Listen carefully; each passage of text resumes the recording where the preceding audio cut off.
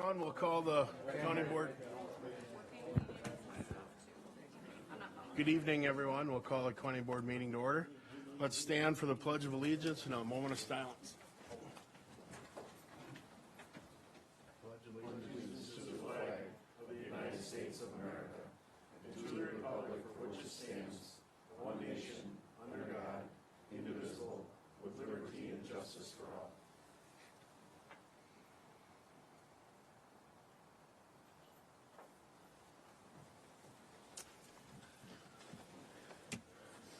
All right, we have 3 supervisors absent tonight.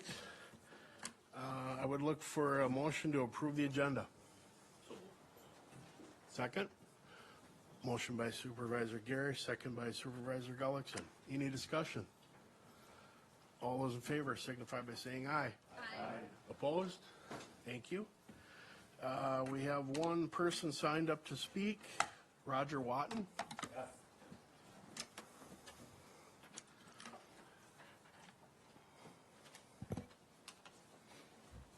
We're having a problem on Herd Lake up there. These guy from Chicago that's got too much money, bought all the land around it, and now he's trying to sew it up. And this here is the county record down there of the earliest of this road that goes back into Herd Lake. And he's blocked all that off here so that we can't use the boat landing, and with big rocks that we can't even roll or move our, well, not at my age I could, maybe if I was younger, but anyhow, he's always messing with our town chairmans, our town board, and making trouble there. Now, Dean Gullickson settled this way back, what, 5-6 years ago, was it, Dean? 15. Huh? 15 years ago. 50, was that long? Mm-hmm. Now, he took care of it then because the same guy was trying to do the same thing, you know. But he was, from what I found out, money under the table to the guy that was chairman then. And even his, I don't know if it was his son or brother, came to my driveway harassing me. And I just stood there and looked right at him, and I thought, you sucker, you just dared come in. But I didn't really know who it was until I checked on it, see. I wish I'd have known. I'd have probably called the sheriff department and says, hey, they're these people from Chicago trying to harass us, people for abiding by the law. But anyhow, right now, as nothing has been done, we got a new town chairman in out there, and he was out there not last week, the week before, when I went over there to check on it to see if any of this had been cleaned up, the rocks and a bunch of chipped up wood and that laid on the shore there. As far as I'm concerned, he's trashing the shore there now. And but 2 guys for bugs and all that were there to try to do something for the house out on the island there, and they and then right behind me pulled in our town chairman and a grader man, and they went down to the pontoon, and then they had my truck practically all blocked in. I'd say the close or the farthest apart was about like that I had to weasel in and out of so I could leave there. And they says, try to get out of that one. So that's another harassment that's being caused by this guy that owns all the property around there. But he don't own this land because it was given to the township. Like I just said, the record goes all the way back to 38. That's the earliest we could find on any records on it. And not only that, in our township, all the lakes are supposed to be marked no overnight parking. They've been breaking that law. I mean, there's laws that they're breaking, and I think it's time that somebody gets ticketed big time, you know, because guys like me at my age, I got a small little boat and I can't even get it into the boat landing because he's got it all blocked off. Now that's total harassment. I want the government to do something. And like Dean took care of it years ago, why can't they abide by the laws that are made for our township or the county, you know, or the state, they pay them that grade that and take care of it. That's never been done. Same thing as there's supposed to be a a sign up there and overnight parking, because all boat landings in the township or county have that signs up so that people can come and go there when they, especially if they're coming in after dark with their boats and stuff. So that's about all I got to say, but I think it's time that the law gets on them and settles this problem instead of it happening again. It was all taken care of by Dean, and he was a good man with the DNR at the time. So, thank you. Thank you. I would look for a motion to approve the consent agenda. Second. Motion by Supervisor Sikorsky, second by Supervisor Jordan. Any discussion? All those in favor signify by saying aye. Aye. Opposed? Thank you. Reports. All right, the first report is on the health insurance update. I sent out a letter dated July 19th, given the current renewal we had from our carrier, which was a 4.8% increase. We put that out to bid, and we did receive notification back that we got several bids, but from our current carrier that we could get a 0% increase. We did have to do a few things. One was to add a tier. If you see that tier 4 there, that would be a 25% copay. Those are on those big, there's specialty drugs essentially. We do currently have a few employees that are on them that do have options in the other tiers, and they would contact them when this comes through. The other thing, there would be a slight change in the network, and I'll have you come up and explain that part of it, if you would. And then the other thing, what we're recommending is, if you see the premium changes for the low deductible plan, for a while the plans really, the employees that have been on the higher deductible plan haven't been receiving the same benefit as the ones on the lower plan, because the county's been paying more. So what we're looking to do is move that lower single plan from $11 to $70, and the family from $30 to $178.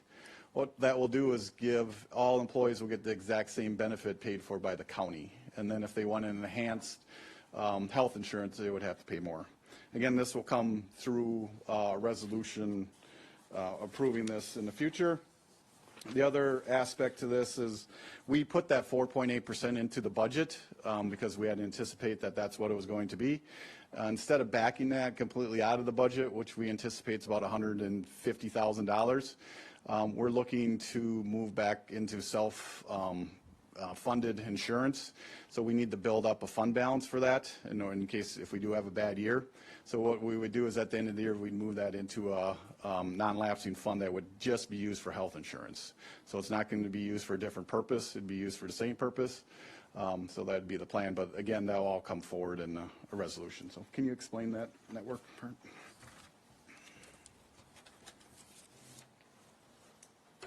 The plan that we had with Security Health Plan previously had 3 networks. We had an in-network provider with the geographical location surrounding Chippewa County, and then we had a nationwide and a statewide plan. And what we've done is it's narrowed down now to 2 plans, which is Premier Network, which is identical to the geographical area. So all of our employees will be eligible for the Premier Network. So essentially, I don't think this will impact any of our employees, but the Explore Network is now what used to be statewide and nationwide, and there is a premium difference. So that is a change, but again, none of our employees are going to need to have that network. Essentially, what that would be for would be if someone potentially thinks they're going to retire, maybe move to Florida or move outside of the network area, they're able to change and pay a little bit more into that Explore Network, and then when they leave Chippewa County upon retirement and decide to take retirement benefit, they could have coverage in those areas. So that's primarily what I think it will be used for if used at all. But it is a higher premium, so that's what's on those second grids at the bottom. Any questions on that? Again, we'll be bringing that resolution forward.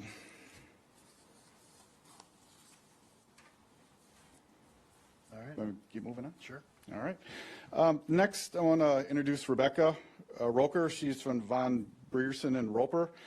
She's going to give a presentation on the highway commissioner's roles and responsibilities. This is a common question asked. The highway commissioner definitely has different responsibilities and authority than all our other department heads. As you know, I used to be a highway commissioner, and there were some things I found out going through this process. So I really wanted to get an expert in this, and she gave a presentation at the Wisconsin County Highway Association conference. I believe it was the last one. So I reached out to her to ask her to come give a presentation on this. Feel free to ask her any questions. She said she has all the answers. So.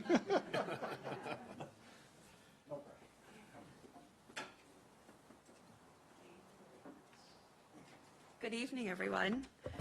As Randy mentioned, my name is Rebecca Roker. I'm an attorney with Von Briesen and Roper.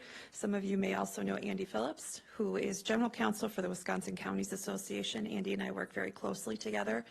Prior to joining Von Briesen, I was chief legal counsel at the Department of Transportation under Secretary Mark Gottlieb in the Walker administration. So I've worked with lots of highway commissioners throughout the state, which is also why I do lots of presentations at the Highway Commissioners Association.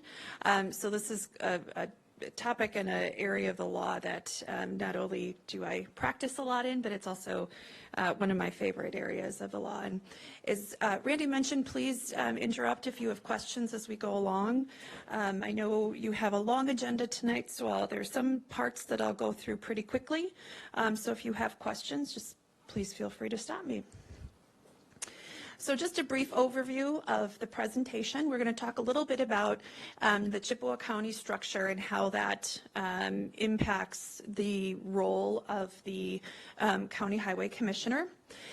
Just an overall review of the Highway Department and how those statutory obligations again come about given the form of Chippewa County's government powers and duties, and then we're going to talk about some specific examples.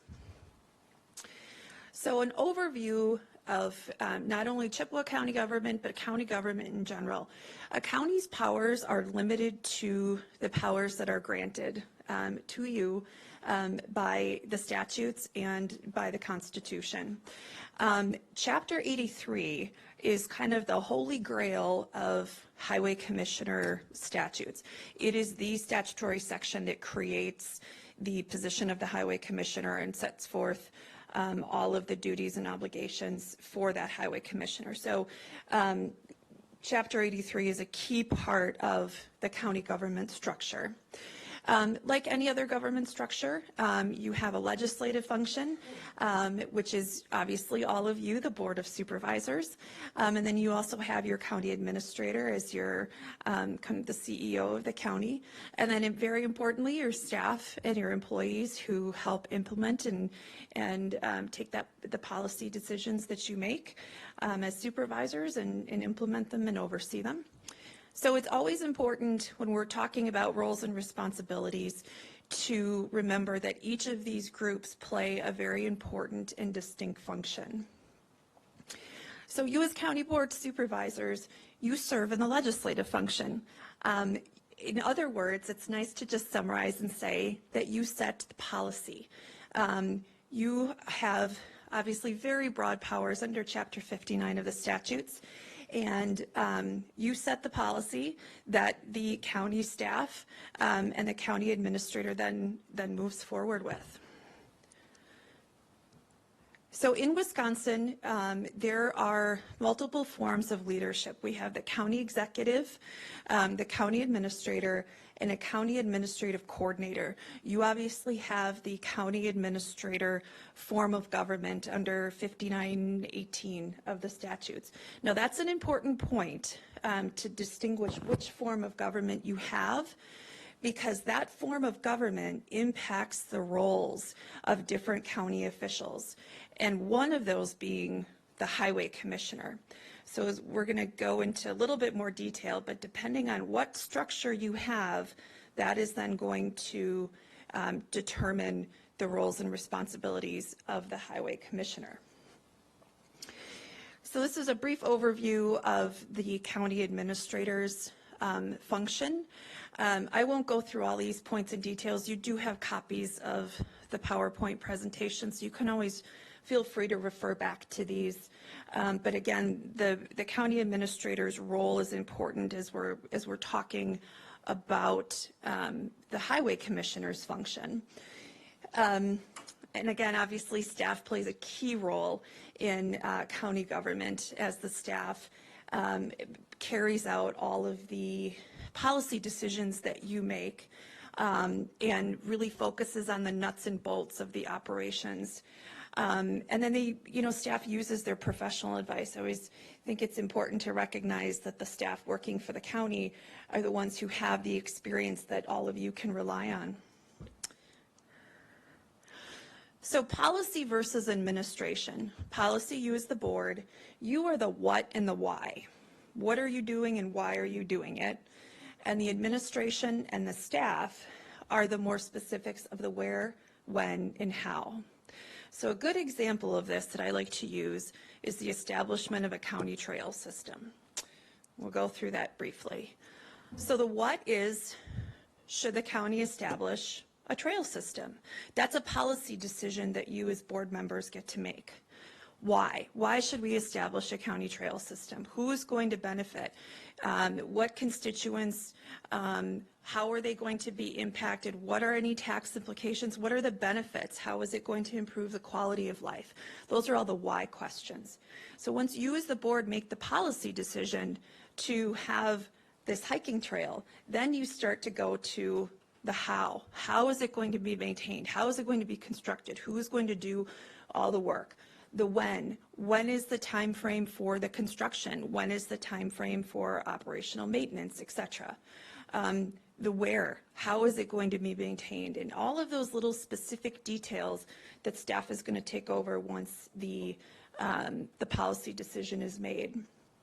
So there is some case law to help us address when these lines blur between policy and implementation. And I won't go through all of this, but essentially there is this one case, the Schutte case.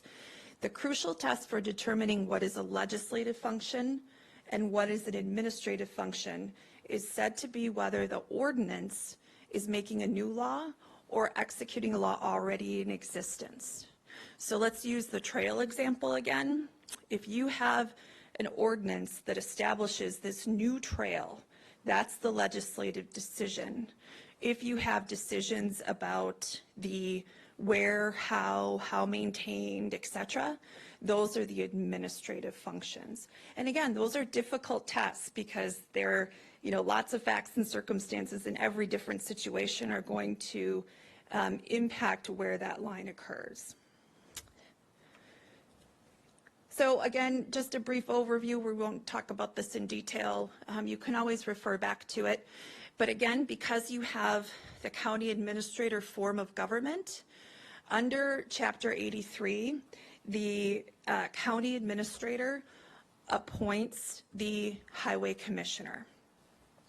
And the county administrator appoints all county department administrators under 5918, and then that's also contained in your ordinances as well.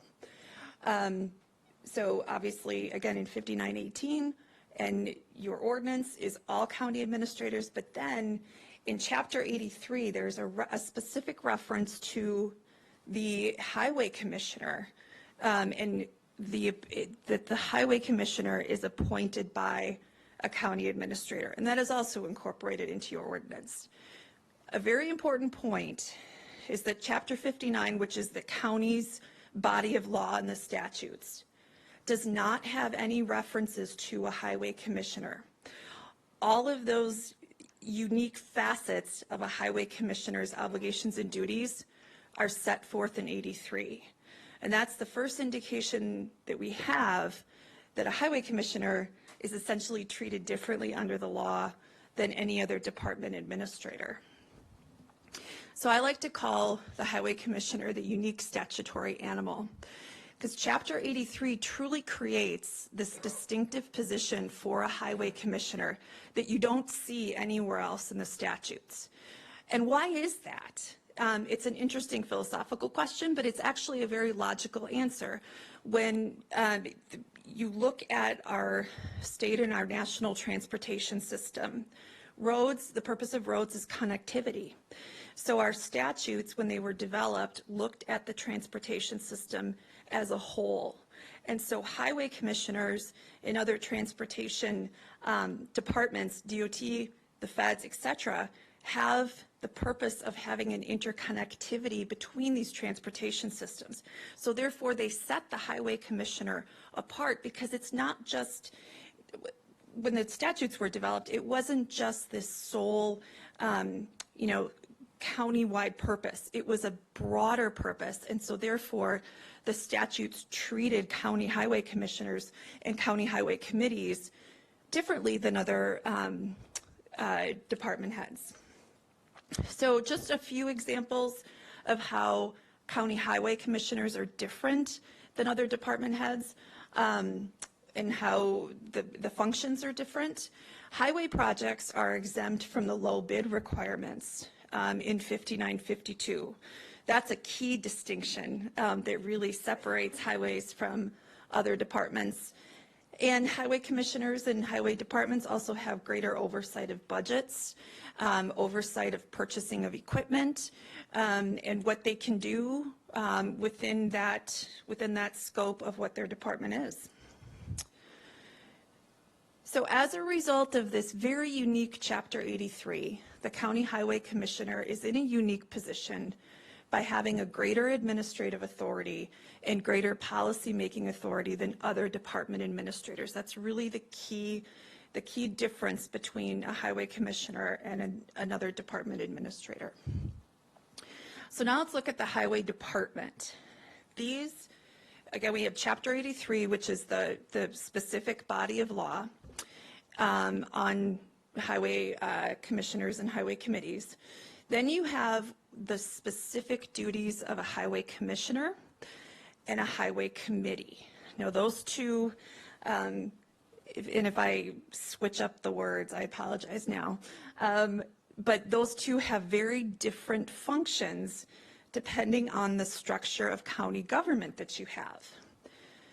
So in a county with a county administrator or a county executive, like Chippewa County, the county executive or the administrator is the person who appoints the highway commissioner.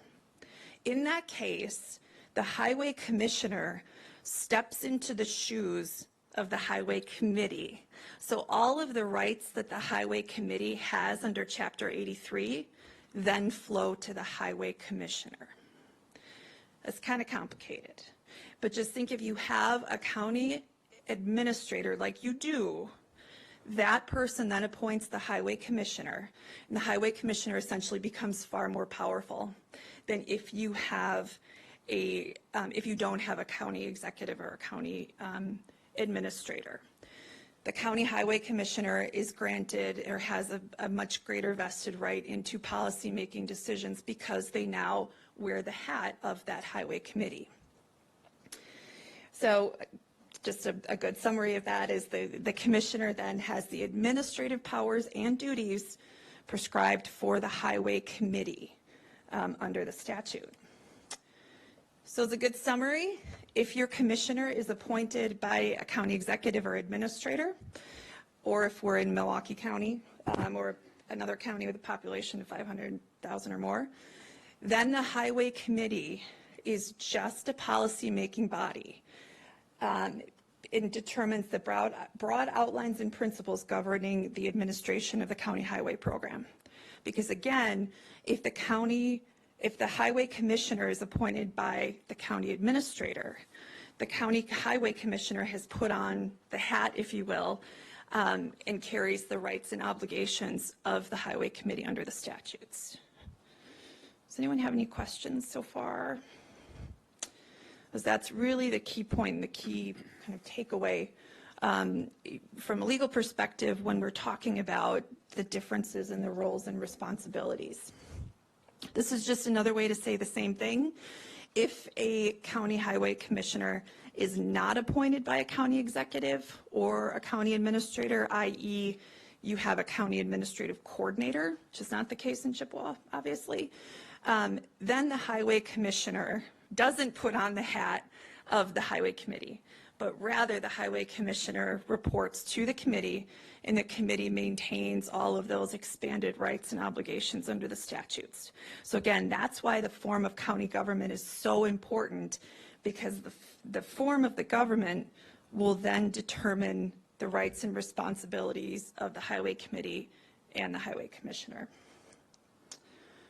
So just a visual, if you do not have an executive or administrator, it flows from the board to the highway committee, because obviously the board selects the highway committee, and then directly to the commissioner. But if you have an executive or administrator, the board then selects the executive or administrator, the administrator then selects the commissioner, and then you have the commissioner taking policy directives from the committee. But again, the highway commissioner carries the majority of the rights and responsibilities under Chapter 83 that would otherwise be given to the highway committee. So this is just a summary of where you are as a county, and just incorporates all of those the specific statutory references with your ordinances. And again, where Chippewa County is at the decision-making powers that would otherwise lie with your highway committee are now with the highway commissioner, again, because of your form of county government. So what does that leave for your highway committee? Your highway committee is a policy-making body, and it determines the broad outlines and principles. The highway commissioner has all of those administrative powers and duties that would otherwise be granted to the committee under the statutes. So what does that mean in terms of specific powers of a highway commissioner? There's lots of them under Chapter 83. And again, because these are powers that would otherwise be granted to the highway committee, these are now shifted to the highway commissioner because of your form of county government. So these are broad powers, and again, I'll point out that this is it's totally different than any other department head is treated under the statutes. These are far more specific and far more broad powers than another department head would have under the statutes. So for example, the highway commissioner has charge of all of construction of highways built with county aid, and the maintenance of all highways maintained by the counties. I'm sure you know, county government is responsible for maintaining and repairing state highways, because I always say that the state DOT doesn't have snowplow trucks. The counties have to do all of that work, and then you theoretically compensated for all of those costs. Doesn't always work out that way. But the county obviously has significant maintenance responsibilities, and coordination of that falls to the highway commissioner. Commissioner is responsible for all engineering, all constructions, improvements, etc. of the highways, has charge of all the road machinery and tools, and keeping those machinery and tools maintained, repaired, stored, and then the commissioner makes an annual report to the board showing that inventory of its machinery, tools, and equipment. The commissioner has to make an annual report to the DOT, and again, an annual report to the board. The commissioner can issue removal orders for encroachments on right-of-ways for county trunk highways or state trunk highways. There is case law that follows this, because this function, if you will, was in the case law that accompanies it, was really an expansion of what the interpretation was for a county highway commissioner's powers. So this case is important to the extent that it really illustrates the broad powers that a commissioner has. A commissioner can enter into private lands to conduct surveys or inspections. Then these powers that are listed here are the powers that would otherwise be granted to the committee. So you see some overlap with with the powers that are granted to the commissioner. So for example, purchase and sell road machinery, which includes the equipment specifics. This also acts in conjunction with the main, the first point that we had, the charge of all the construction of the equipment and so forth. Or I'm sorry, the third down. So there, again, it looks as if there is some crossover between those duties, which it intuitively does make sense because now the highway commissioner is wearing the highway commissioner hat and the highway committee hat. The key point is that the highway commissioner can enter into contracts on behalf of the county. That's a key distinction. And also given that the highways are removed from the general public bidding process. So that's a very unique component of highways. Enter into private lands, direct expenditures of maintenance funds that are either received from the county or the state. And then other functions like auditing payrolls, claims and vouchers, things of that nature, and then any other duties imposed by law. So if you have policy coming from WSDOT or any provisions in the Wisconsin Administrative Code that direct highway commissioners to do certain things, the highway commissioners are obligated to do those things. Acquisition of land, this is sometimes, I don't want to say confusing, but can cause some questions because when you're building a highway project, obviously sometimes you have to acquire land for the expansion of that roadway facility. So what role does the county highway commissioner have in that project? And a county highway commissioner can acquire either whether it be by purchase or condemnation, the land to expand or otherwise complete that roadway project. And again, that's a key function that another department head may not have. Now, obviously, the Director of Health and Human Services isn't going out and acquiring land for expansion of projects. But I think that this is a key point to understand the real power of what a highway commissioner can do. One point, now this is kind of switching gears here. Is there any questions so far? Okay. So sometimes I get a lot of questions about what a highway commissioner can do for public services, because obviously the highway department performs a lot of duties that we as property owners or caretakers also have to do. Plow snow, fix culverts, fill in certain areas. And I always joke that commissioners always get the question, well, can't you just go ahead and do this? You're right there. Can't you just fix this culvert for me?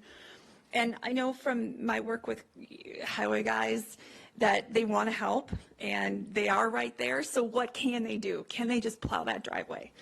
Well, the public trust doctrine under the law says that public funds may only be used for public purposes. So what does that mean? It means that the highway commissioner essentially can only perform public functions. Highway commissioner or the highway staff can't just plow that driveway, which is a bummer because sometimes I would like my highway plowed, but can't do that. Or, help out in those other situations in terms of fixing and maintaining. Culverts are the best example that I can always come up with. Now, there are both constitutional and legislative restrictions that come along with the public trust doctrine. So those are important to remember when looking at a particular situation and deciding whether the service that the highway department is performing would be a violation of the public trust doctrine. So let's look at some examples.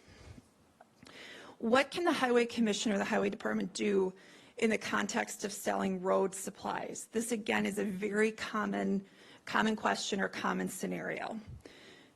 The county can sell road building and maintenance supplies to any municipality, so city, village, town, or school district is defined as a municipality, within the county, so long as they are authorized to purchase that equipment. Now, that falls within, as acceptable within the public trust doctrine because the county is selling to another governmental unit.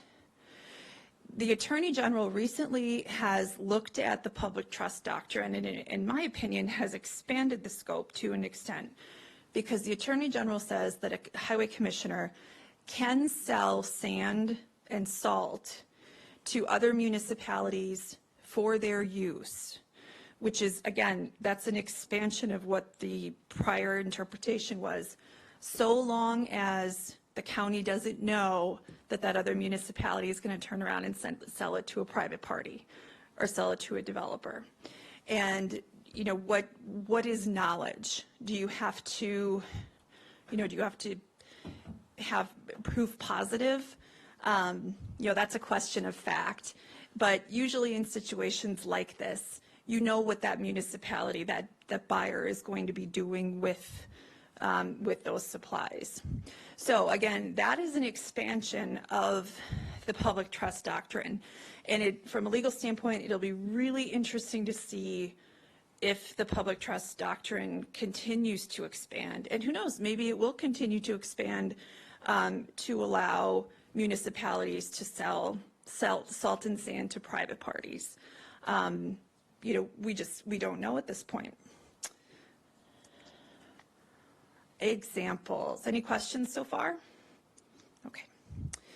Example one, and these examples are taken from real life examples that we've seen a lot, or that Andy and I have seen a lot, or that are just common. So you may have seen some of these specifics, but they're not, you know, they're not directed from one particular county per se. So you have a highway committee has asked the county highway commissioner to modify routes utilized for purposes of clearing state and county roads of snow. Is this the county highway committee's function? I just had this question last week in a different county too. So I was really excited because this is an example. Can the committee direct the commissioner to modify snow removal routes?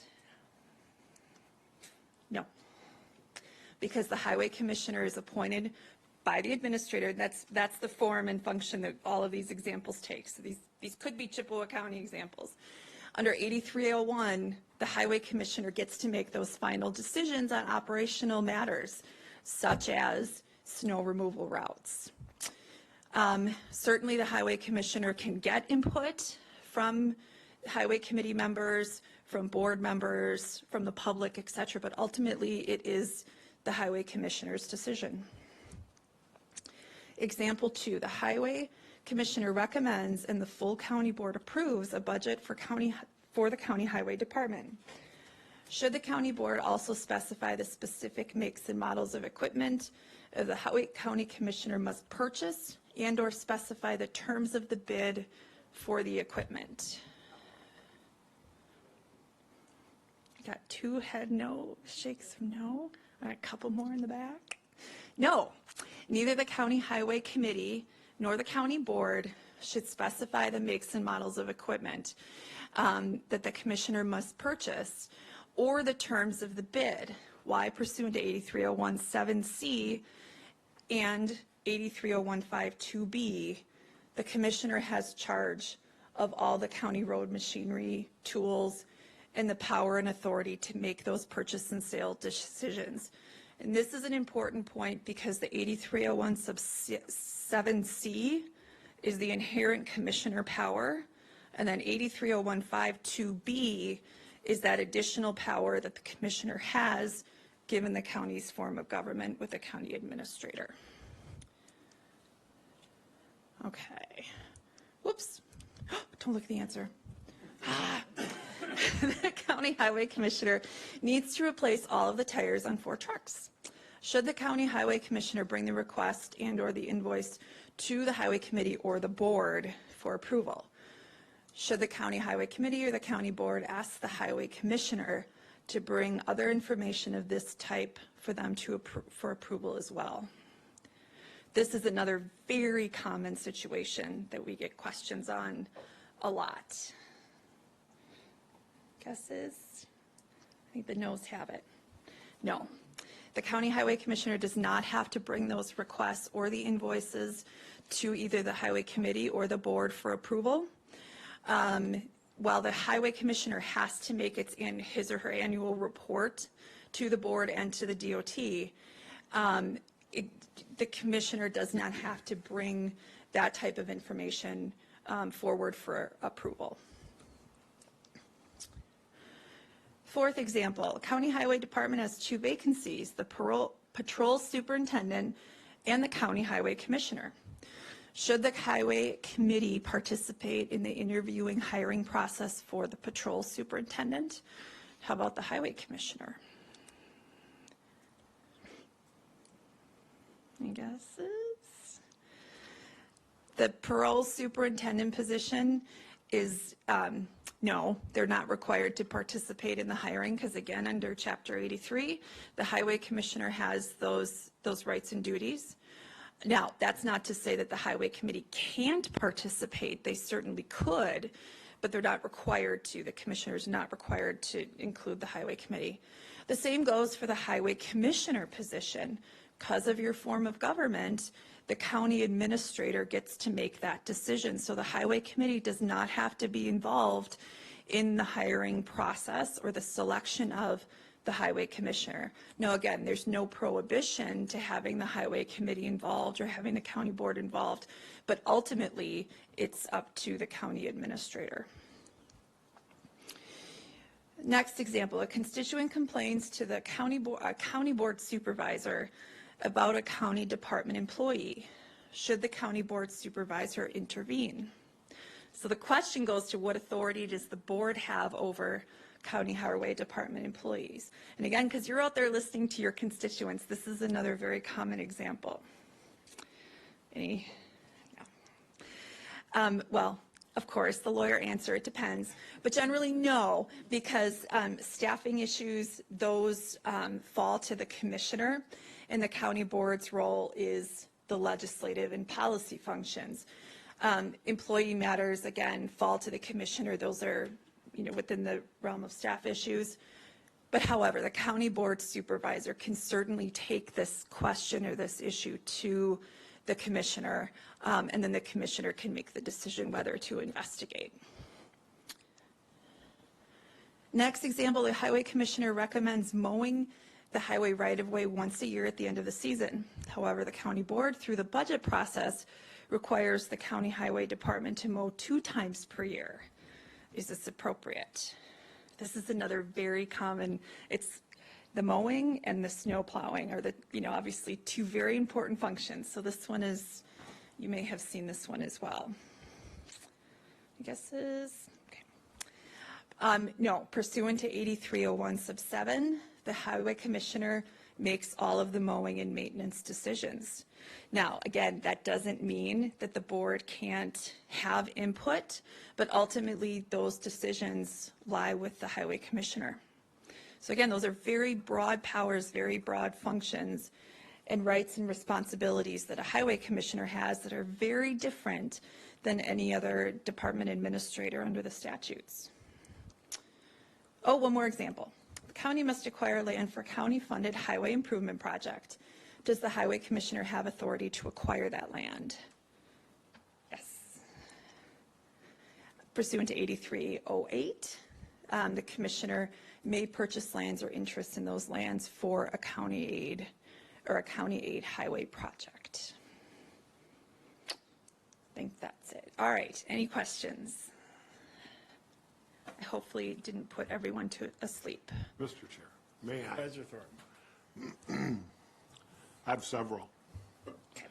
The highway commissioner is appointed by the county administrator, subject to approval by the board, is that correct? That's correct. Thank you. Does the highway commissioner have the power to transfer funds between accounts in his budget? Yes, I think that would fall under, what is it? Under both 8301 and under 83015, because the commissioner, in this county, the commissioner is wearing the hat, if you will, of the highway committee. You have a cite for that? Has Yeah. ever been questioned? What's that? Has it ever been in the courts? Is there a site for that? Yeah, I can give you the citation in the, in chapter 83. I have chapter 83. Okay, He can exceed his budget. Can the highway commissioner exceed his budget? well, where's he going to get the money from if he's going to exceed the budget? Well, Chippewa County has, by policy and by ordinance, established people, we establish people's budgets. We establish the budget for this county. Okay, Generally, no one is allowed to exceed their budget without coming back to the county board for approval. So I'll give you for instance. For instance, he has $1 million in his equipment purchase fund. okay. He wants to spend $1.5 million. Can you do that? Well, I don't, if he only has $1 million in his budget, where is he going to get the extra 500,000? Good point. But the question is, can he exceed that part of his budget? Can he exceed his budget at will? We don't allow anybody else to do it. Well, I think I don't mean to sound repetitive, but how are they going to do that?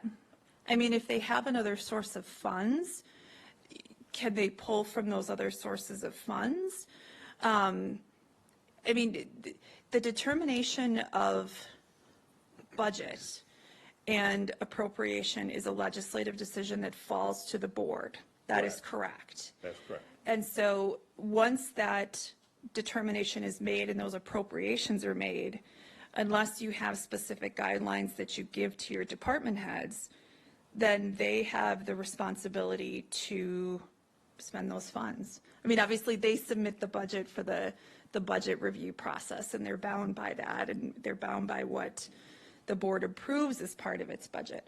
So if the board were to say, as an example, if the board were to say, you can spend no more than $1 million for equipment, this is your budget for equipment, not trying to restrict what make, model, how many trucks he buys. If the board says, you are allowed $1 million to spend on equipment, he can't exceed that number?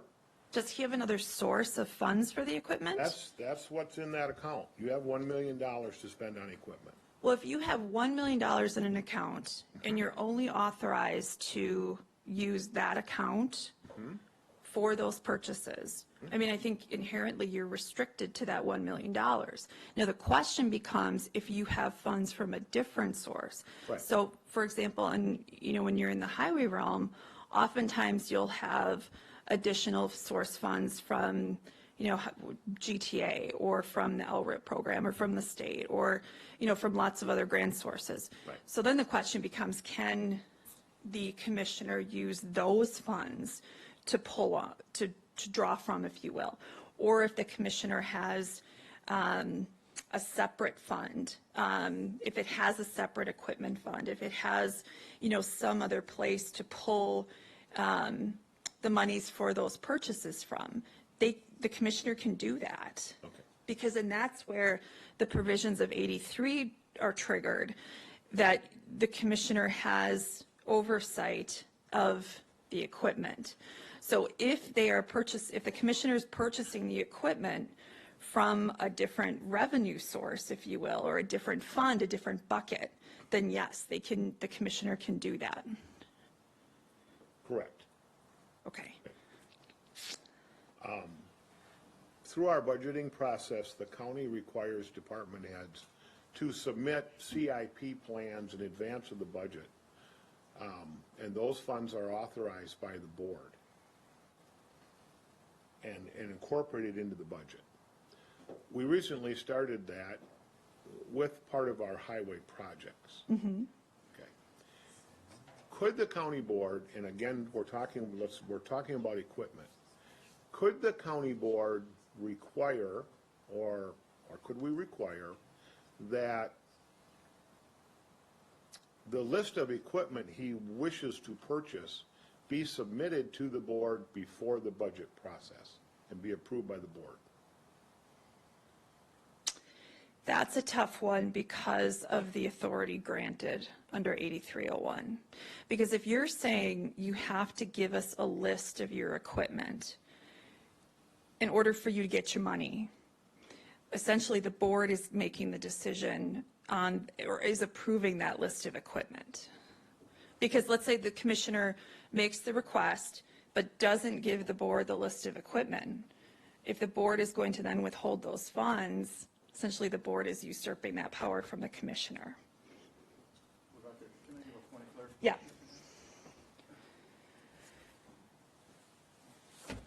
Gotcha.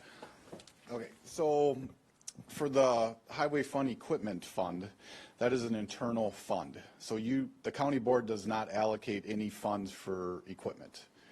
It comes through the CIP process, but the funding source for that is the equipment fund, which is an internal fund from the highway operations. So the county board technically is not allocating new funds, not like how we do in many, many other cases with sales tax, and you guys actually take those funds and give them to another department for use. The highway fund is actually internal, so you're not allocating additional funds for equipment. That's already into the department. If that helps. Well, it does. It's part of, but, okay, thank you. It's in his budget. Thank you, Randy. I appreciate that.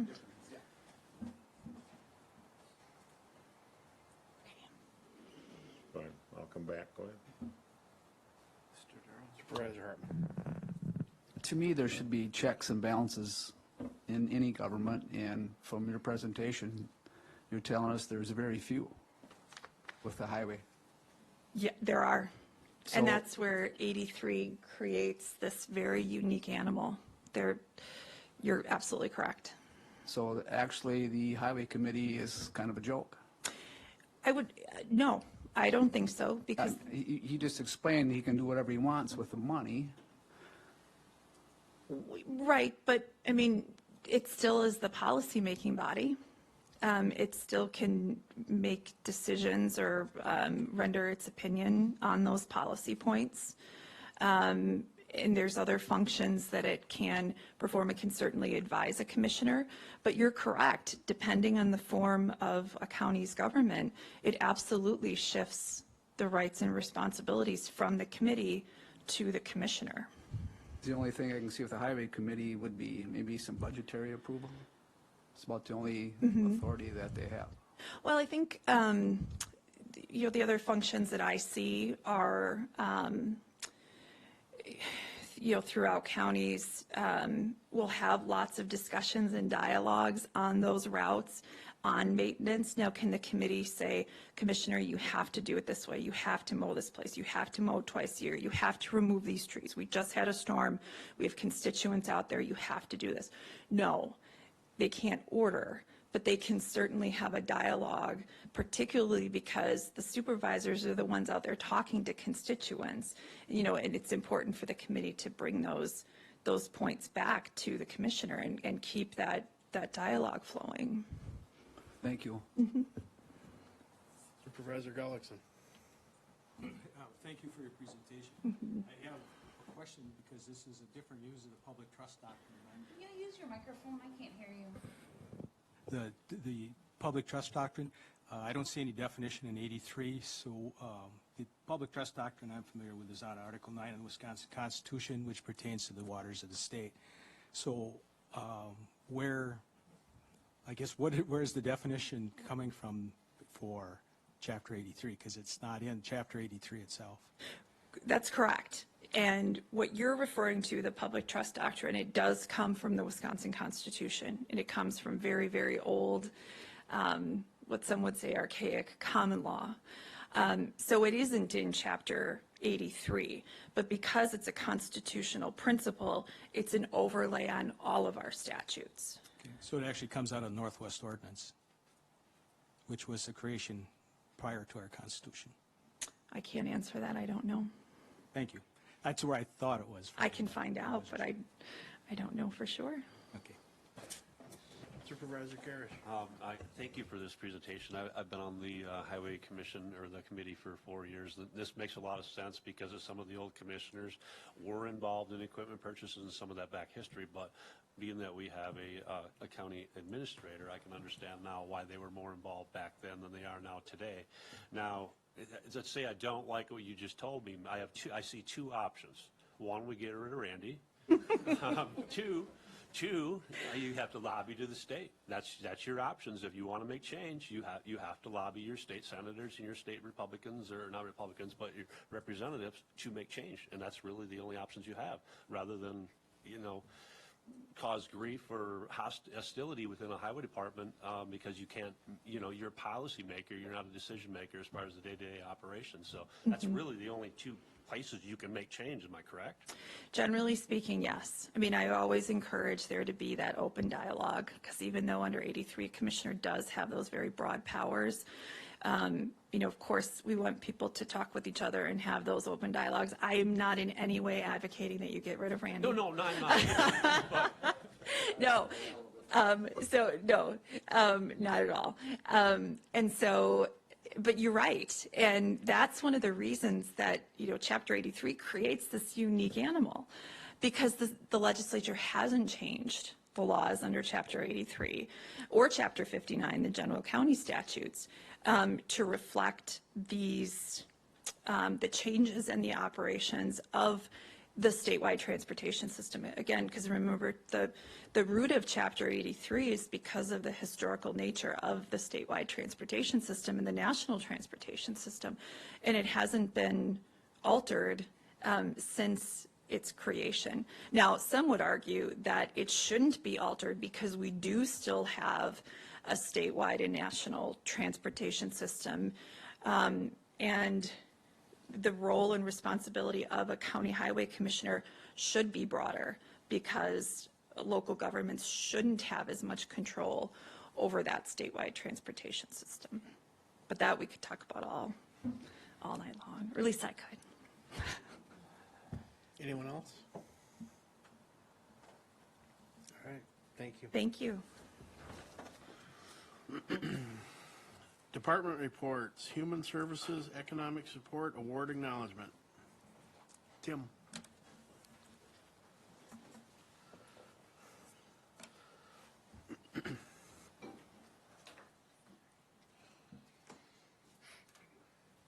Good evening. The first award is to Angel Laquia. Angel? She's one of our administrative assistants in the main reception area in 305, and is doing solo right now as we have somebody out on maternity leave. But for Angel, this award recognizes the outstanding efforts of a person who has made a unique contribution to the field of social human services in the clerical profession. This award honors a clerical worker who, in the performance of their duties, demonstrates an outstanding or an understanding of the needs of people and gives evidence of dedication to the profession. I do have to say Angel does a remarkable job. She brings true professional demeanor to her duties as the face of DHS. So she does a great job. Thank you very much.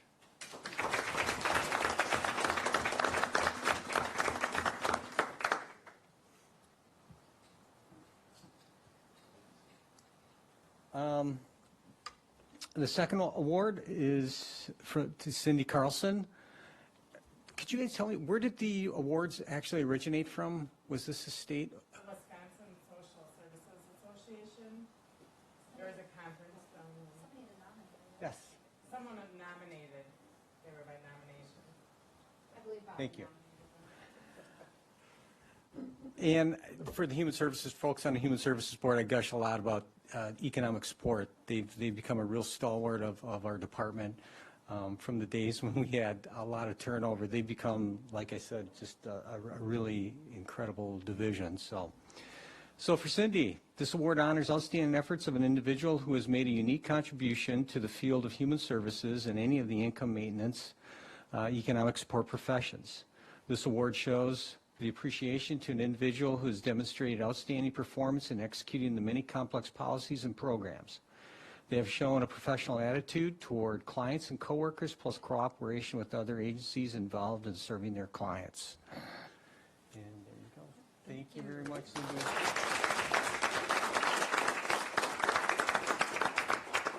And finally, for Jessica Madsen and Melinda Steele of our child care team, their award is already on the wall. So.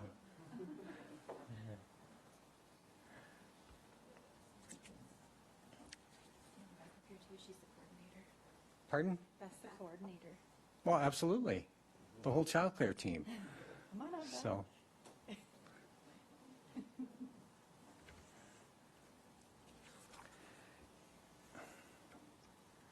Beth is also our lead worker for the Economic Support Division.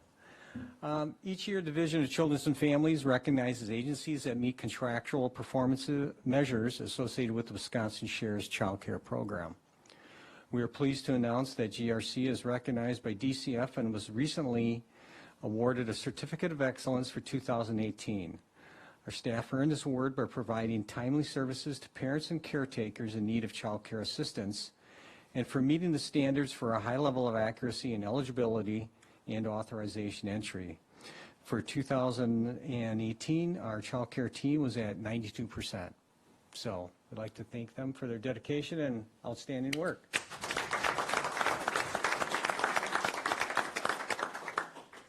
Thanks, guys. All right. UW Extension Annual Report. Catherine. Thank you, Mr. Chair. Well, thank you so much. Have to say, I really appreciate the work and the leadership of Tim's colleagues and team. Before I started my career in Extension, I had gone through, as a single parent, received many services through another Human Services department, working with the frontline staff and the backline staff, and I have to say just the wraparound care and support made a difference to my family. In fact, during that time, I had an Extension professional reach out to me and kind of took me under her wings, and it was that connection and that collaboration between county departments and what Extension's done, which gets me very excited about Extension and the impact that we make. So thank you for the difference that you continue to make in people's lives. So Extension, so first thing I hope you noticed in your packet is it's a new color, red. Doesn't look so red on the screen, but we are Bucky Badger Red. We are now a part of UW-Madison, and it's a bit of a homecoming. A lot of changes that have happened, but we actually have our historic roots at UW-Madison. And the whole role of Extension is to do that one word, extend. We bring research from a campus, and we extend it out into the community. And we do so in partnership that's covered by state statute that says that counties and the state partner together to meet the local needs of citizens using the research that they have. What we really highlight our work around is, especially in Chippewa County, is around improving health, quality of life, the environment, agriculture, farmers, assistance for youth, and finding ways that we can continually improve the county. In there's a introduction to a new staff member who did not start until this year, so I'm not going to spend too much time sharing about that. We can do that next year. But her name is Margaret, and she's a new horticulture program coordinator for us. Where I'm going to start is talking a little bit about the leadership work of our educators. So I'd first start off by sharing just a little bit of a change that we've had in the last couple of years. I probably talked about it last year, and I think it's good to just kind of reiterate until we get into the groove of our new normal. Counties and the state used to hire per educator. And so while you're going to see people's names and hopefully trusted faces, the county now enters into a partnership that's called a fee for service. So you aren't hiring one specific educator, you're hiring, in this case for agriculture, 100% of agricultural educator services for equivalent to a 1.0 full-time employee. So you will often see Jerry around the county, and I'd say if I put a number to it, this is totally unscientific, that he's probably going to do about 85 to 90% of the ag education here in the county. Although there will be from time to time that there's expertise from a neighboring county that's really helpful to bring in, such as working with a neighboring county ag agent who specializes in farm transitions with the finances. And so you'll often see her here in Chippewa County helping out. And likewise, if there's a question that's really suited for Jerry on crops and soils, he might answer that in a neighboring county. So just a little bit about our model. Just keep that in mind that the Chippewa County, along with the other counties in the state, are now entered into a fee-for-service arrangement. So thinking about the impact that we have to the county, I have something that is hot off the press. We had a press release and report that just got emailed out today. That's a 5-year longitudinal study that talks about the agricultural impact to the state of Wisconsin. I just want to set that as a little background of the work that we do and we research to try to help improve the local communities. So this is a study that measured 2012 to 2017. We went from across the entire state, 413,000 ag jobs to 437,000 ag jobs, a little more than that. And we grew the agriculture economic kind of industry from $88 billion to $104 billion. So as you read through the work that Jerry's helping to lead in Chippewa County, I want you to know it is helping to contribute to that statewide impact. So some of the work that Jerry has specifically helped to lead with is to help with water hemp with farmers. What they were working with is to help identify and use some management tools. So they brought in and helped 57 farmers and ag consultants to see this type of work. They also learned about management options that they had for crop rotation, tillage, and herbicides. One of the things that we do in extensions, we try to measure the impact. What's the so what factor? So one of the evaluation that Jerry shared is that the participants who participated in this increased their knowledge on out of 5 points, they increased it by 1.7, and they really appreciated having that hands-on expertise. Many folks don't know this, but Jerry is a professor with the University of Madison, and so to have a professor in your backyard to help teach you that hands-on research and learn, do a lot of field work is really helpful. Jerry's also helped to lead in forage production, feeding, and management practices. Also works on teaching farmers about irrigation systems. And then he, for 2018, he was a lead person in our office to help out with Master Gardeners and help to teach over 41 volunteers about the environment and local horticulture. Every year for the past almost 11 years now we're going on, we have something called Farm City Days, and it's a partnership between Chippewa, Dunn, and Eau Claire counties. And what happens is it's a 2-day event, and one day we wrangle up all the 5th graders we can muster and bring them to a farm. And in 2018, Chippewa County got to host all of the youth coming to an organic dairy farm. And then what happens on another day during the event is the community is invited. And so during that time, we had almost 1,000 community members that came to Chippewa County, in addition to 350 school children. When we think about Farm City Days, it will happen this year and it will happen next year. It'll happen this September. But something I want you to have on your horizon is that Farm City Days, which is a monumental ag technology conference, will be coming to Eau Claire County.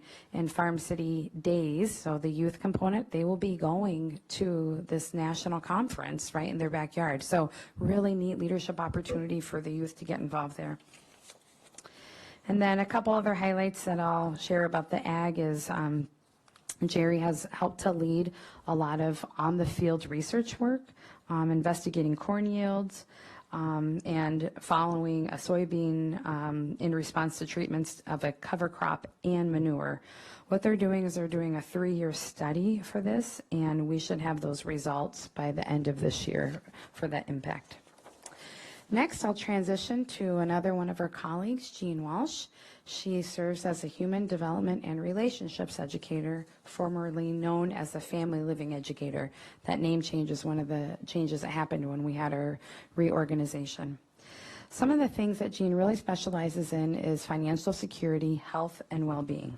So I want to highlight a few of the programs that she's helping to lead in. One of her big expertises is in the financial coaching program. In 2018, they had 36 participants who she was able to personally do some financial coaching to help improve their credit report, help create a spending plan, pay off bills, and court fines, probation fees, and more. She's also worked to help provide educational leadership with the reentry program, which has a main goal to reduce recidivism. She helps to oversee a reentry program that's taught in partnership with people from the county jail. In 2018, they helped over 44 inmates, and what they're working on is an individual needs plan, helping to set SMART goals that they can help to create either before or upon release back into the community, and then to help find local services to help them meet their needs. Jean also does evaluation for her programming, and she reports that upon completion, the participants have demonstrated they have a higher understanding of assessing their needs and setting goals. They also have a higher level of confidence and being able to identify people in their lives that can provide that positive support. So I shared a tiny story about myself. While I did not experience incarceration, I definitely had the impact of an extension educator coming around and saying, here's some resources that are going to be helpful to you to kind of connect yourself while you're experiencing this poverty. So Extension does this day in and day out. She also is known for teaching a class called Taking Care of You, which really helps to increase the health and well-being of residents and county employees.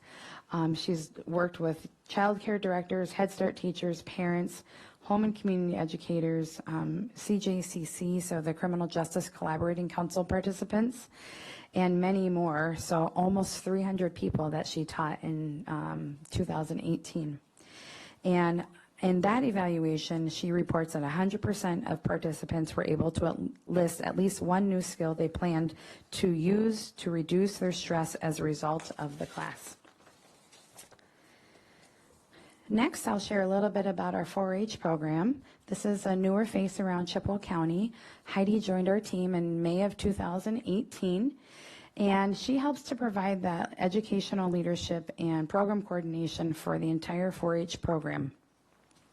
When we think about 4-H, you probably all have an image in your mind. Maybe it's showing a bunny at the fair. Maybe it's doing a foods review. Maybe it's putting together a technology or innovation type of activity.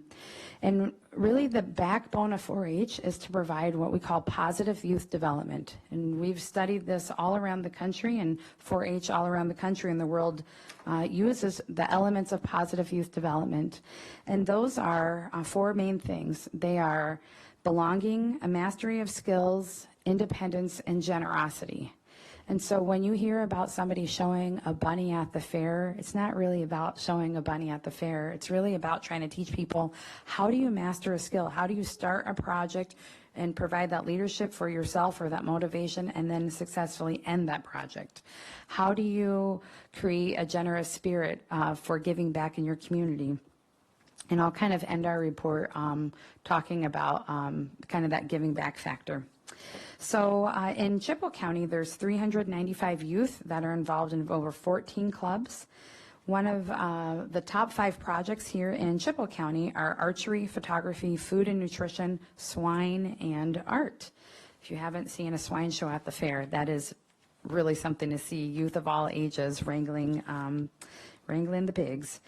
Heidi also provides leadership counsel to the Leaders Council. So all of the 4-H youth that are participating in the county have to have some type of adult leadership oversight. And so she provides leadership and development for them. Next, I'm going to talk about Joseph Millwall, who I think a lot of you have seen in some of his work around the county. He does community development. And a lot of the work that Joseph does is try to help assist leaders in communities to, as he calls it, realize their fullest potential. Who doesn't want that in their life? A couple of the main things that Joseph helps to teach around are what he calls a profitable community food system. So looking at what are the needs in the community and how does he help provide that kind of capacity building infrastructure to address food security and disparities for families who are experiencing low income, and so that they can have healthy food. For a couple of years, he has worked with the city of Chippewa Falls to try to get a community garden started. And just recently, he got approval for that. So he anticipates that there will be food production in 2020 in a pocket of the community that is experiencing significant poverty. Joseph also helps with organization development and community capacity building. So you've seen him with the strategic planning with the county. I know that he and Jean Walsh are working with the county administrator for the listening sessions. And he's also helped out with the Criminal Justice Collaborating Council. He's also a called upon person from departments in the county to say, hey, we're working on XYZ project. Can you come in and help lead some meetings and help guide us to a good place? And then the last area of education I just want to highlight is a partnership that we have with something called FoodWise. You may know it as WNEP. That's the former name, which stood for Wisconsin Nutrition Education Program. But what the heck is WNEP? FoodWise is a little, you kind of can get a little more, like something with food, smart, and then for the Y's, they make the W and the I capital. So it's like Wisconsin. This is good, right? So, and it's really out of the nutritional education program that's provided by federal dollars in the Farm Bill. And so the county doesn't pay anything for salaries, supplies, travel for the coordinator or the educator, but the county does enter into a partnership to say we'll provide office space, a computer. If you need to do some photocopying, we can help you with that. And so it's really is a partnership. So in here in Chippewa County, you have one FoodWise coordinator who's the manager for the educator, and you have one educator by the name of Nancy Fastner, and your coordinator is Sandy Tartar. And what they work on doing is exposing adults to and youth to healthy fruits and nutrition. They try to teach parents how to provide and create healthy meals. They empower families and adults with limited resources to make healthy decisions, and they support communities. So they have to participate and do their programming with people who are experiencing a significant amount of low income.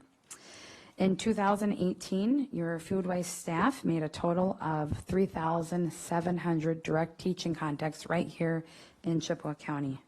They do this through partnership through WIC, through public schools, and some of the senior centers or senior living housing arrangements.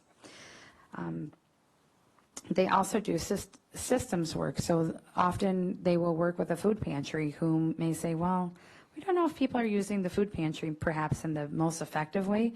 The FoodWise staff are trained to go in, actually physically look at the food pantry and make recommendations of how they can rearrange things, perhaps move the produce up front, maybe move the cake mixes or things that maybe might not be as healthy further down so that people are really maximizing their experience of that food pantry and getting the healthiest things that they can.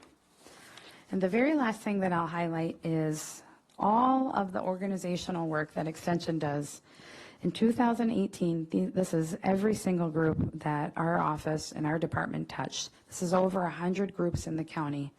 And you'll see that a lot of them are youth related. And so you remember I talked about those 4 elements of positive youth development: mastery of skills, belonging, generosity, giving back to your community. We also know that research shows that youth who are involved in 4-H are 4 times as likely to give back to their community. So not only are you developing leaders for today, you are developing long-term leaders for your future, because we need young adults and not so young adults to work together to help sustain this work when maybe we're not around anymore. So that's really that long-term investment that Extension's helping to give to the community, along with the partnership with Chippewa County. So I hope that's been helpful and informative, and I'm happy to take any questions.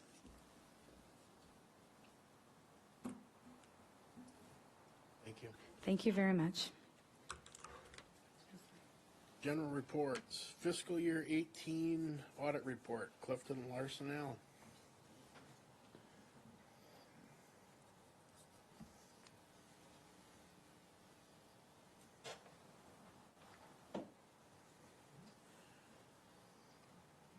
Good evening, everyone.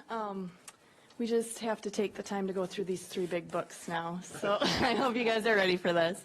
No, it's been some really awesome reports and awards, and it's great to hear all the hard work that county staff is doing. And what I get to report on is the financial results for 2018. And what we do focus on for this presentation is the executive audit summary it is. So that's the thinner one that pulls out a lot of the highlights and everything that's in this very detailed financial statement and audit report. So we will, I won't even hit on all the pages in the executive audit summary, but the page that you see up there is our highlights from the audit. And so first of all, you might think when we come in for the audit, we're just working with the finance department, but we really do get involved and reach out to a lot of different departments, and we do appreciate not only the finance department and administration, getting us the information that we need, but really everybody involved in all the various departments that are providing information for us to be able to complete the audit. And as we go through the audit, one of the final things that we do opine on and the result of the audit is that audit opinion, the second paragraph there. And we issued what is known as an unmodified report or opinion. And so what that is that's considered a clean opinion or the highest opinion that you can receive. So that's what you're obviously striving to do. And what that means is that your financial statements of the county is in accordance with generally accepted accounting principles and all the rules and regulations and standards that governments have to follow in regards to their accounting and financial reporting. Also, as we go through the audit, things that we see that we feel are necessary for us to report to the board are on internal controls. And here you'll see that we do have 2 internal control deficiencies that we noted as we went through audit procedures. The top one is material weakness, and that is for material audit adjustments. And so over the years, the audit adjustments that we propose to get the numbers in accordance with certain standards has decreased a multitude of times. But there's always unique instances or circumstances that seem to occur as far as certain situations or projects and items that are occurring, new standards that are being implemented due to the work that GASB is doing.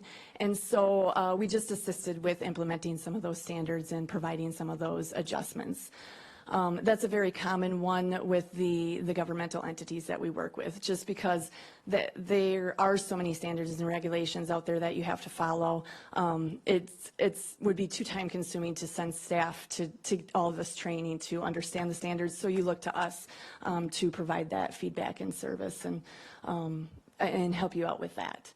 The significant deficiency then under that is considered a little less severe than a material weakness, and what we've reported here is limited segregation of duties. So what that means is that in the different processes, reporting recording and the financial processes of dispersing funds, payroll disbursements, receipting, that no one person should be able to do the initiating of the transaction, the reporting of the transaction, the reconciling of the transaction. And so even though you might have some controls and different people involved in the process, even if one person might have access to do certain things, that can cause that limited segregation of duties. And so we haven't reported it as a material weakness because we do feel that at a very high level and broad level for the county, you do have a lot of good controls in place, but there are just certain pieces where in smaller departments it might be harder to have multiple people in the process. And so that is where we have that significant deficiency to report. Then also, as we are doing the audit, we're not only doing the financial audit, but due to the funds that you receive from the state and the federal government, it's a compliance audit, or single audit is what it is called. And so that's actually the third report and packet that is included. And as we go through there, we have to test certain programs and certain criteria of the programs to make sure that the funds are being used as they are intended. And through that process, we didn't notice anything that was necessary to be reported. So you're in compliance with the specific items that we tested during that process. So that is the high-level results of the audit and the audit opinion. If there aren't any questions at this point in time, we'll jump into some of the numbers and the financial results specifically. So, okay. So then we'll go down a few pages. Oh, you're on the ball there. So here we're going to start off with the general fund. And so this is obviously your main operating fund. And you'll see that we do show a 4-year comparison here, so you can kind of see how things have trended over the last few years. We start off with the balance sheet here. I'm not going to hit on every line item, and especially in the balance sheet with your assets and your liabilities there, a lot of the fluctuations that you might see from year to year are simply due to timing of maybe when payables are being, when items are being paid for and that sort of thing. One thing I did want to note, or a couple things in the asset section, so the very top section there, your delinquent taxes receivable has gone down over the last few years, and so that's obviously a positive thing in that your collections are getting better on those taxes that have been outstanding, and again, better collections there. And then I wanted to touch on the due from other funds line item, so the second from the bottom there in that asset section. And you'll see that that did increase quite a bit.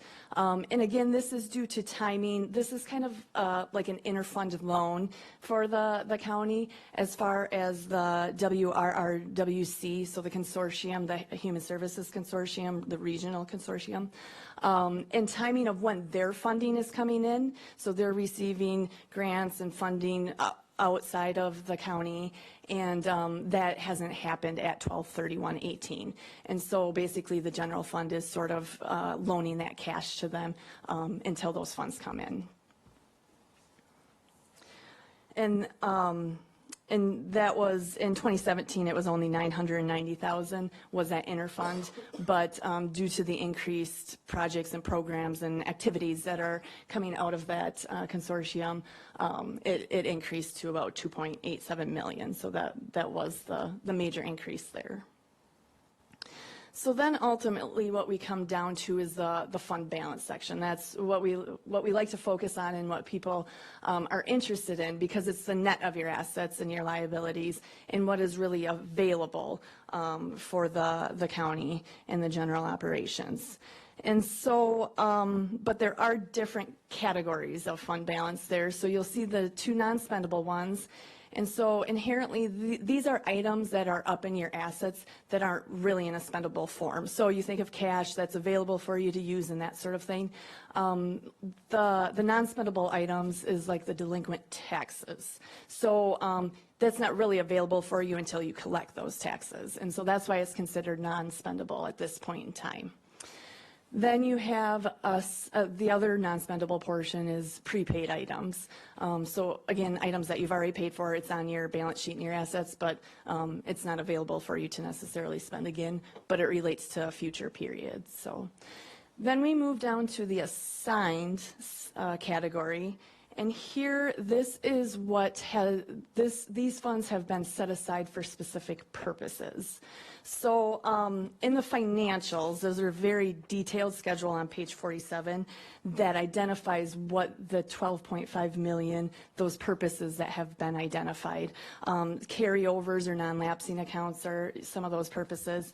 Some of the bigger items to note is you have for courthouse improvements and that sort of thing, $1 million set aside in that unassigned fund balance. Security plan of $700,000. Some employee health program of about $500,000, Sheriff's Department equipment and tower for $3.9 million, and that increased about $500,000 from last year. And so that's why you're seeing that increase from 17 to 18 as well for some of those increases in that funding. And then one of the other ones is unfunded benefit liabilities. So those benefits that your employees have earned but you haven't paid out yet, you're setting funds aside for when that expenditure occurs and you have to pay those funds out. And that was $1.4 million. And so that is what makes up the 12 million. So then ultimately what you get to is the unassigned fund balance. So what is available after those other considerations. And so you'll see there that your unassigned fund balance is at the 10.7. It increased slightly from last year. And then if you go to that bottom line that you see is the overall net change in fund balance for the general fund, and you had an increase of 1.1 million.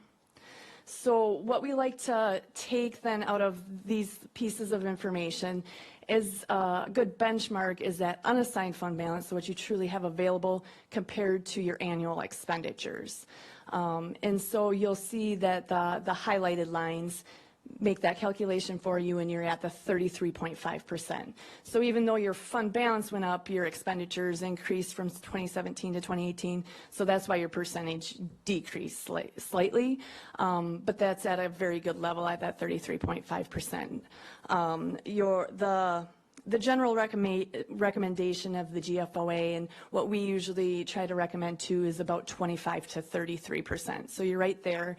And I know for your bond rating, your Baird generally kind of likes the 35 to 40%. So you're right around that comfortable level of having funds available to assist you in being able to provide the services that you want for constituents of the county.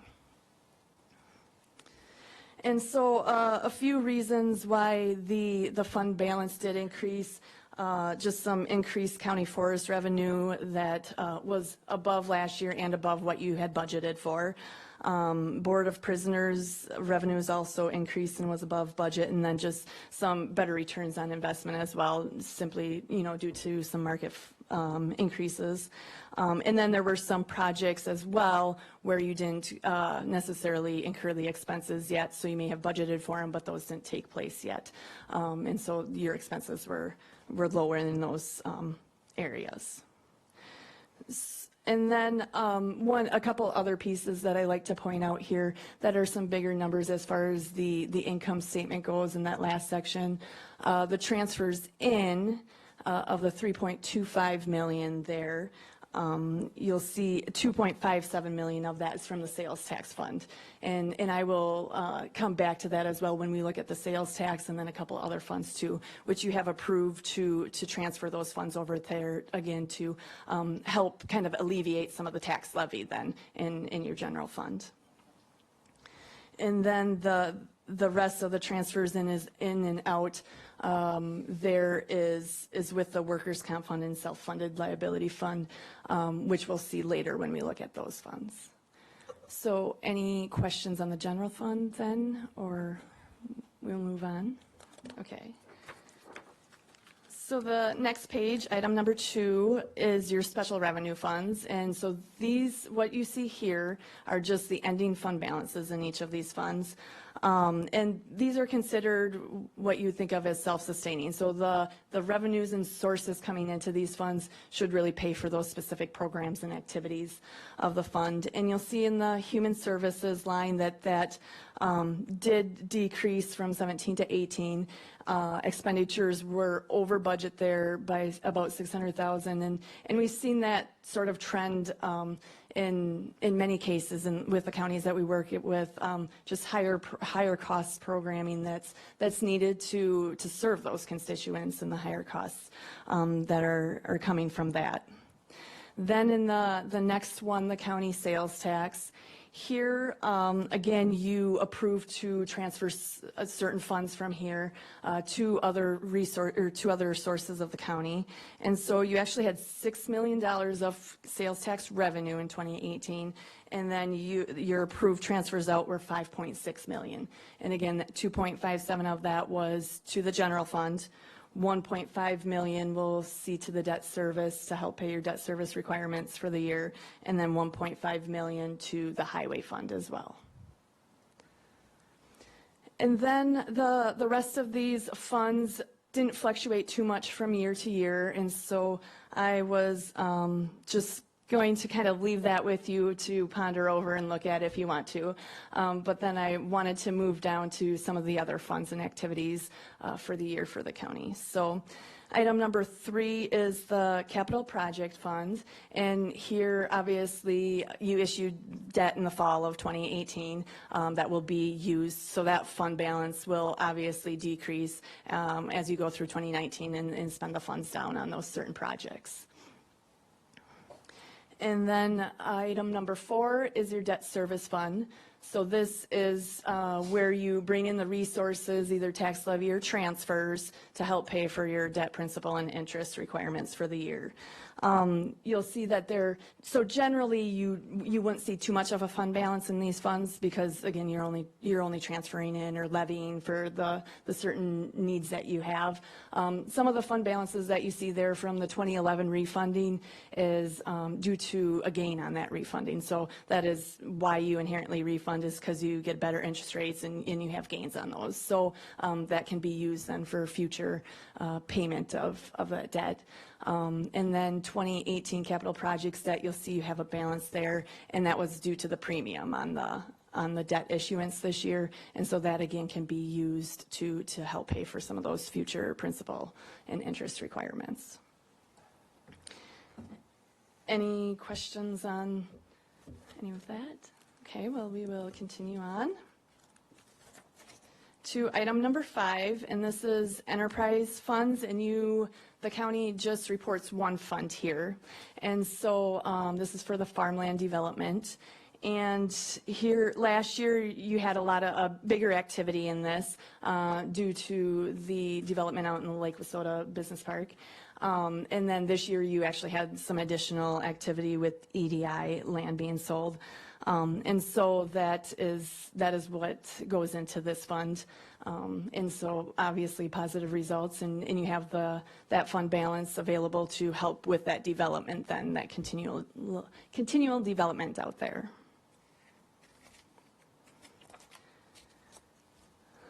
The next item, number 6, is internal service funds. And so these are funds that somewhat serve the county internally, as far as, you're providing services externally as well, but the highway department also, provides services to townships and other governmental entities. And so that's why it's considered the internal service fund. Here we have a little bit more detail. I'm not going to go into a whole lot of it. Just a lot of the differences that you see in the top half with the assets and the liabilities is due to changes in accounting standards. So I talked about how there's been a lot of changes recently. And so that's what you see there, is where you might not see amounts in a couple of years and then amounts in other years. It's just due to those new standards and implementing them according to GASB.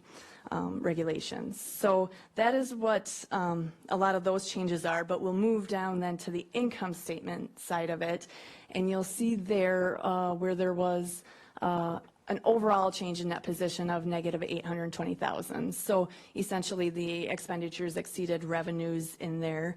And you oftentimes will see that where you'll fluctuate.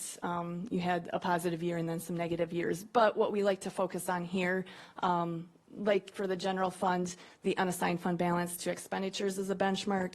Here in this type of reporting, it's called the current ratio. And so that is taking your current assets that you see on that very top line against your current liabilities. So what you have in cash and are available currently to pay for your current expenditures that are due at the end of the year. And you hope to have at least a 1-to-1 ratio there, and you have well over that. You have 3.9. So obviously, this fund is doing okay. It has the resources available to pay for its current liabilities. And over the last 4 years, that ratio has been teetering between 3.6 and 4.2. So you're at a good level there. The next internal service fund is your self-funded workers' comp. And here you'll see a bigger change because in the last couple of years, you had some positive claim years. So your claims, or the funds coming into this were higher than the claims that you had to pay out. And so you'll see that the change in net position was a negative $305,000, but that was after a transfer out, a very calculated transfer out to help the others insurance fund. So we'll see that on the next, so you're still, obviously, your policy is to have at least a net position of 500,000, and you'll see that you're still at that, you know, you're above that level that you're hoping to have. So then in the self-funded liability insurance, this is where you'll see you've had certain losses over the last couple of years as far as the claims being over the funds coming in there. And so this is where you'll see the contribution and transfer coming in then, or a portion of that, most of it, the 500,000. And so now you see a positive change in that position here. So again, you're continually assessing your rates and the activities that are going on in your claims, and changing the rates and assessing how you can cover those expenditures that you have in each of these funds as you're providing that benefit and service. And then the very last internal service fund you have is flexible benefits fund. So a lot less activity in this fund, and you will see that you run at a very low net position, or the change in net position is 1,691, and you have that budgeted transfer of the 600,000 that comes into here. So not a whole lot of activity or much to say on that fund. So that was did I say 600,000? I meant 6,000. Lots of numbers. So, or maybe it was just a test. And then so that was all the different funds that the county reports this activity under. And then the final thing that we like to highlight here in the executive audit summary is the long-term obligations. So here you'll see, obviously, your long-term debt obligations have increased because you issued that debt at the end, or in the fall of 2018. But what we look at here is each county, municipality in the state has a statutory debt limit, and that's 5% of the equalized value within the county. And your debt compared to your debt limit, or what you could potentially have for debt, the debt that you have outstanding is 3.7% of that potential debt that you could carry. And you'll see that increased slightly, but your equalized value increased from last year, and so that's why it really probably didn't increase as much as you thought it may with the new debt issue that you had in 2018. And then what we do see with most of the counties that we work with in Northwest Wisconsin is that they do really fall between 0 to 20%. So you're at a very good level there. And then the one other thing that we report here is vested employee benefits. And this is an estimate of what employees have earned up to this point in time that will have to be paid over as far as sick, vacation, and comp time, and that sort of thing. So, so that is what that relates to as the potential liability. But again, if you recall back to the general fund and the assigned fund balances, you have set aside some funding for that, not knowing when certain people might retire or take those benefits. So again, this is what we generally go over and we consider as kind of the highlights and the useful information for you to know as the governing body of the county. So any questions? Okay. Thank you. Thanks.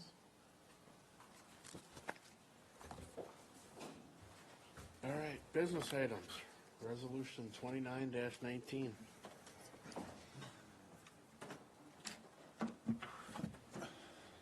Resolution number 2919, resolution to authorize the sale of tax deed acquired land in the town of Ruby.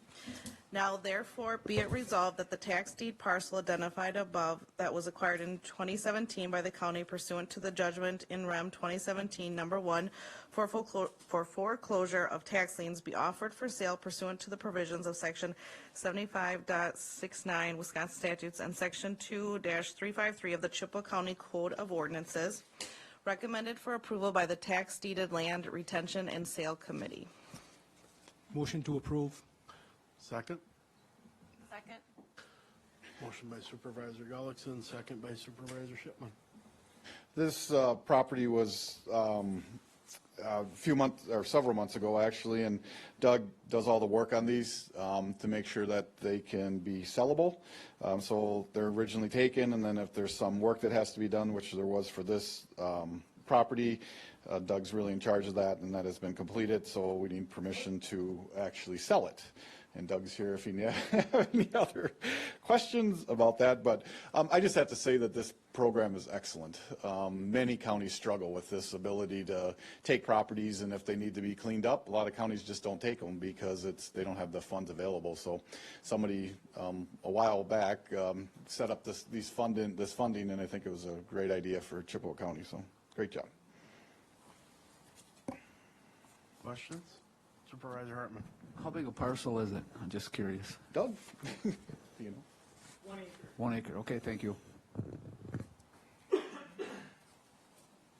Any other questions? Let's vote.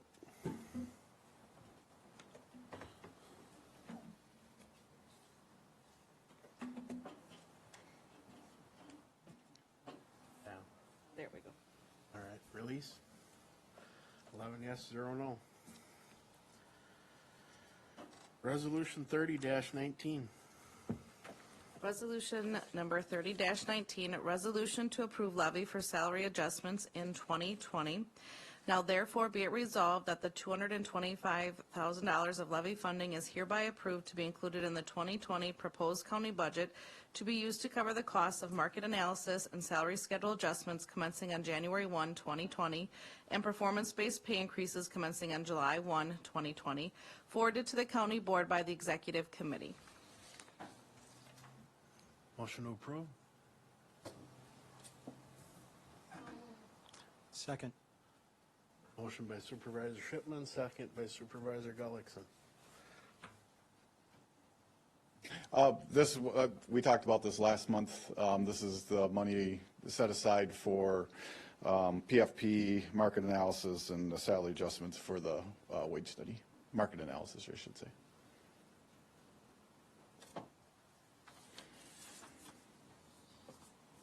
Mr. Thorne.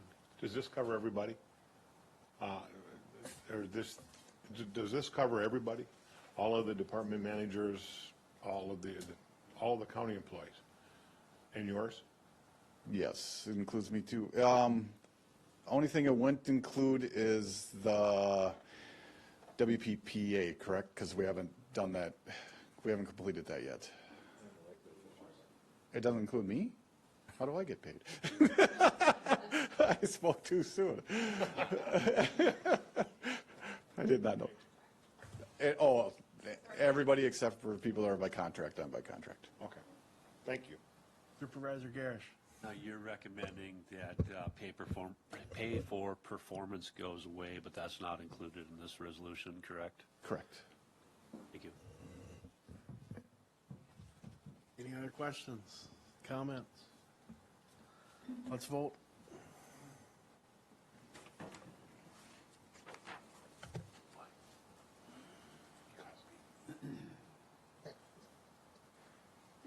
Release?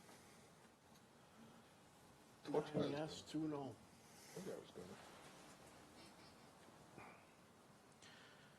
Resolution 31-19.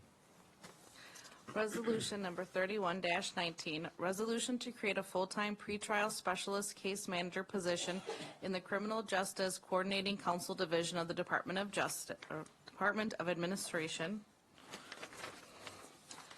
Now therefore be it resolved that effective upon passage of this resolution, a full-time pretrial specialist position is created in the Criminal Justice Collaborating Council Division of the Department of Administration to focus on the criminal pretrial process, and be it further resolved that the Criminal Justice Collaborating Council Division shall allocate the necessary funding from state grant sources to fund this position for the remainder of 2019 and going forward.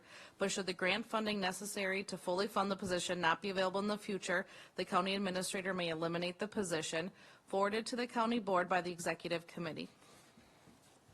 Motion to approve. Second. Motion by Supervisor Ives, second by Supervisor Hull. This position, I'll have Rose come up and explain the details, but is a mid-year request.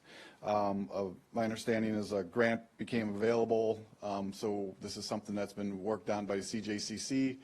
I think we're a county that's out in front on this, and I'll let you explain that. But if the goal of this is to have this fully funded in 4 years once this grant runs out, because of the impact that we believe this position will have on our overall operations. Thank you. As Randy mentioned, we're a pretrial pilot for the state of Wisconsin, so this has been in the works for the past few years. So this position would fund fully the grant funding for up to 4 years, with the hopes that it will continue if the pilot is successful. This pretrial position would complete risk assessments for the court for those individuals who are held in jail and looking at bond, either cash or signature. It would also provide pretrial supervision if individuals are released, with the ultimate goal of hoping to cut down on the recurring high volume offense that we have of people re-entering jail numerous times while out on bond.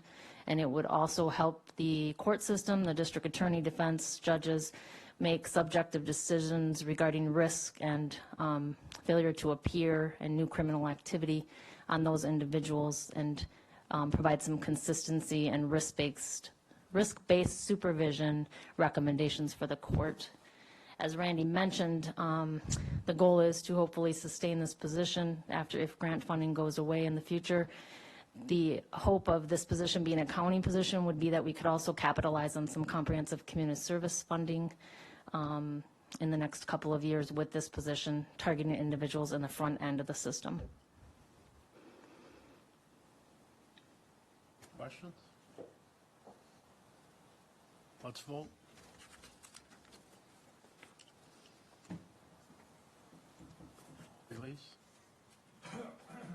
11 yes, 0 no. Resolution 32-19. Resolution number 32-19, resolution to create a full-time diversion specialist position in the Criminal Justice Collaborating Council Division of the Department of Administration in 2020. Now therefore be it resolved that effective January 1, 2020, a full-time diversion specialist position is created in the Criminal Justice Collaborating Council Division of the Department of Administration to focus on front-end intervention treatment and first-time offender services, and be it further resolved that this position shall be funded by using a combination of the current state TAD grant funding and that is being used to fund the contracted position, as well as county levy in 2020 and in future budget years. And be it further resolved, should the necessary funding from state and levy sources not be sufficient to fund this position in the future, the county administrator may eliminate the position. Forwarded to the county board by the executive committee. Motion to approve here. Second. Second. Motion by Supervisor Gullickson, second by Supervisor Ives. This position's been in the work for a few years, trying to move it to a county position. It would go from a contracted position to a full-time county position. And again, this is trying to maintain the CJCC programming. We did put about a little over $5,000 of new levy into this, and this is requested for the 2020 budget. It's the only position that I put any levy in, of the ones that's going to come before you today. So I'll let you explain details. This position has been a contracted position with the CJCC since about 2014 and has been running the front-end intervention and treatment program supported through the state TAD funding, grant funding. In order for sustainability purposes and also to capitalize revenue again from CCS, I'm asking for this to become a county position. TAD funding has been, they just keep increasing TAD funding. I don't anticipate that that's going to go away in the near future. They just added $750,000 more in the next 2 years to help support treatment and diversion. So I think this will give us a good amount of time to plan for sustainability for this position. Part of the levy was already in my budget, and like Randy said, we're asking for 5,000 additional. The remainder would be covered through the TAD grant funding. This position does the FIT program, our first-time offender program, which diverted almost 600 cases from the court system, and it also does our evidence-based programming and our compass assessments. Any discussion, questions? Let's vote.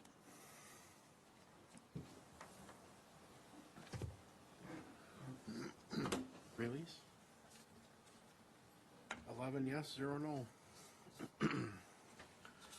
Resolution 33-19. Resolution number 33-19, resolution to create a full-time social worker position in the Department of Human Services in 2020 to provide children's long-term support services.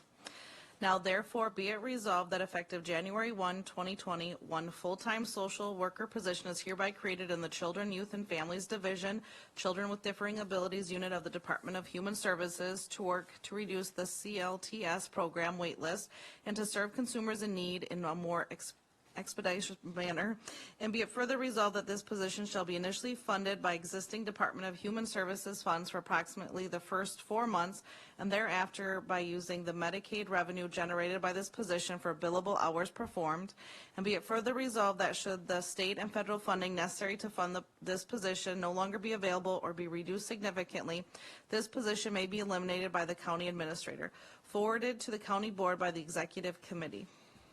So moved. Second. Motion by Supervisor Sweeble-Offer, second by Supervisor Thornton. This position, I'll have Tim explain the details, but essentially, we're not allowed to have waiting lists. So this is an attempt to eliminate that, and I'll let Tim talk about the specifics of it. The Children's Long-Term Supporter, you often maybe heard it called the waiver program as well. This specific portion of the program deals with kids with developmental and physical disabilities. And like Randy had mentioned, as of July 1st, we are no longer allowed to have a waiting list. At this point, we have about 23 kids, I believe it was 33, or 21, I'm sorry, on the waiting list, and expected they can come in on a monthly basis and probably have about 33 by December 31st. We ended up taking $35,000 out of the Recovery and Wellness Consortium, which we had to do, that we had available to us, and moved it into to cover the salaries for the first 4 months. When a person is a service facilitator, is getting their hours in, they are fully funded. And the rest of the other 2 workers in this position are meeting their hours. It's part of the expectation of the program. Any questions? Fully funded by who? Medicaid, I'm sorry. All right, thank you. Yes. It's an integral piece of the puzzle. Any other questions? Let's vote. Release? 10 yes, 0 no, and 1 abstain. Resolution 34-19. Resolution number 34-19, resolution to create 2 full-time social worker positions in the Department of Human Services in 2020 to provide comprehensive community support services. Now therefore be it resolved that effective January 1, 2020, 2 full-time social worker positions are hereby created in the Recovery and Wellness Consortium of the Department of Human Services to work to reduce the CCS program waitlist and to serve consumers in need in a more expeditious manner, and be it further resolved that these positions shall be funded by using the Medicaid revenue generated by these positions as well as the CCS reconciliation process, and be it further resolved that the Department of Human Services shall utilize the Medicaid revenue from state and federal funding sources to fund these positions, and be it further resolved that should the state and federal funding necessary to fund these positions no longer be available or be reduced significantly, these positions may be eliminated by the county administrator, forwarded to the county board by the executive committee. So moved. Second. Motion by Supervisor Thornton, second by Supervisor Ives. Essentially, this is the same issue, just a different part of the department. We're not allowed to have wait lists. We did clean up the PAC form. Supervisor Garish noticed something at the executive committee, so we made sure we had that cleaned up for you. And then Tim will give the details. Comprehensive Community Services, this is a program that we serve consumers from birth to death, essentially for those that have mental health, substance use disorders. And it doesn't rise to the level for adults to the community support program. Those are folks that have a severe and persistent mental illness. These are folks that are falling underneath that. We often see them coming through crisis and so forth. So right now we have about 30 children on the wait list. We have 24 adults. We were cited by the state for having a wait list just recently, and it was a result of Chippewa, Dunn, and I believe it was Polk County. We had consumers that filed complaints with the state. So we had to develop a plan to get rid of the wait list. And we're hopeful with the plan that we have in place that we're going to be able to address it a little better. But as I mentioned before, I just talked to Dawn Stark today, who handles our single point of entry, and she's getting in approximately about eight kids a month right now. You know, we keep talking about when we're going to reach that saturation point. We're not sure, because at this point we're not even really advertising the program. This is through word of mouth. And this is a fully funded Medicaid program for not only the providers but the county as well. We're the ones who provide service facilitation. So that's where we're at. Any questions? All right, let's vote.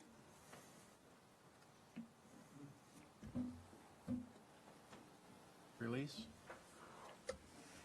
10 yes, 1 abstain. Resolution 35-19. Resolution number 35-19, resolution to create a full-time environmental health specialist position in 2020 in the Department of Public Health.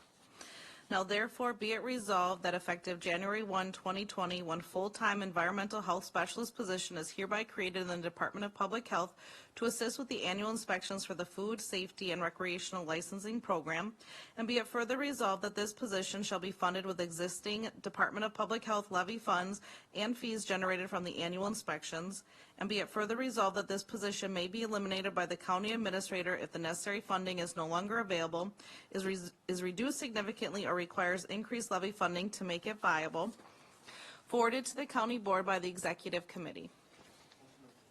Second. Motion by Supervisor Swiftwater, second by Supervisor Thornton. I'll let Angie give the details on this, but I just wanted to just kind of talk about when we get a request for new positions. This was a request for a new position. This is, I would have had to put levy into this, and I went to Angie, and when we met and said I just didn't have the levy for it. So her and her team went back. They didn't complain.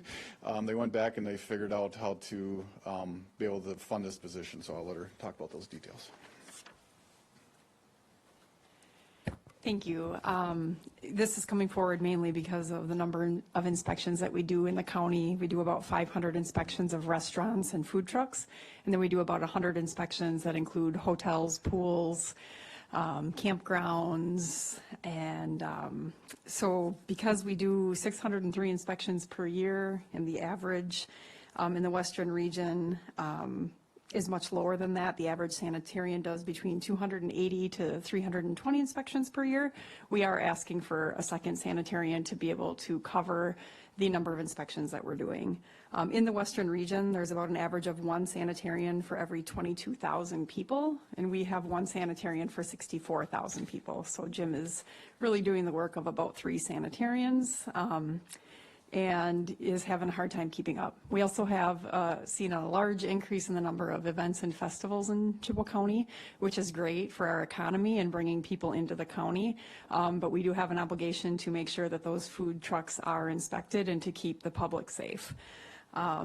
So with that being said, we did look at our fees for this program, and we are able to fund 1/3 of this position just from the fees that the program brings in.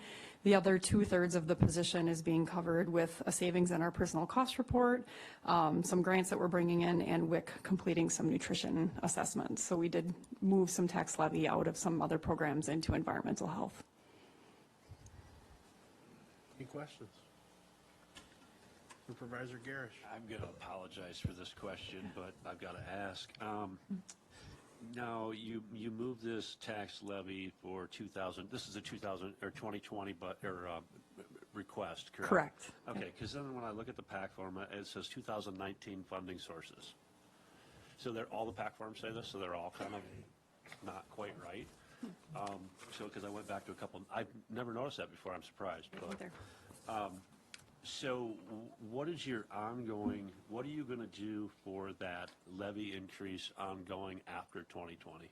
We actually just hired a grant writer, and so we do have the ability to bring grants in to all the different divisions in public health. We have not had a grant writer previously, so we are Kind of like spending money to get money? typically, what I would say is when you look at our total budget in public health, 25% of what we bring in is grants. So 25% is tax levy, 25% is grants, and about 50% is revenue that's brought in through home care. It is common for health departments that they get grants come and go. And so you know, right now we've got a $1.5 million grant between us and Eau Claire County. We know that's going to end in 5 years. We'll get a different grant. Like, it's kind of the nature of the beast in public health, unfortunately. But previously we did not have a person specified to work on grant writing, and now we do. So I am pretty confident that we'll be able to bring in funds in all divisions of our health department. Okay, and if I could just make one request to change that PAC form to a current spending year?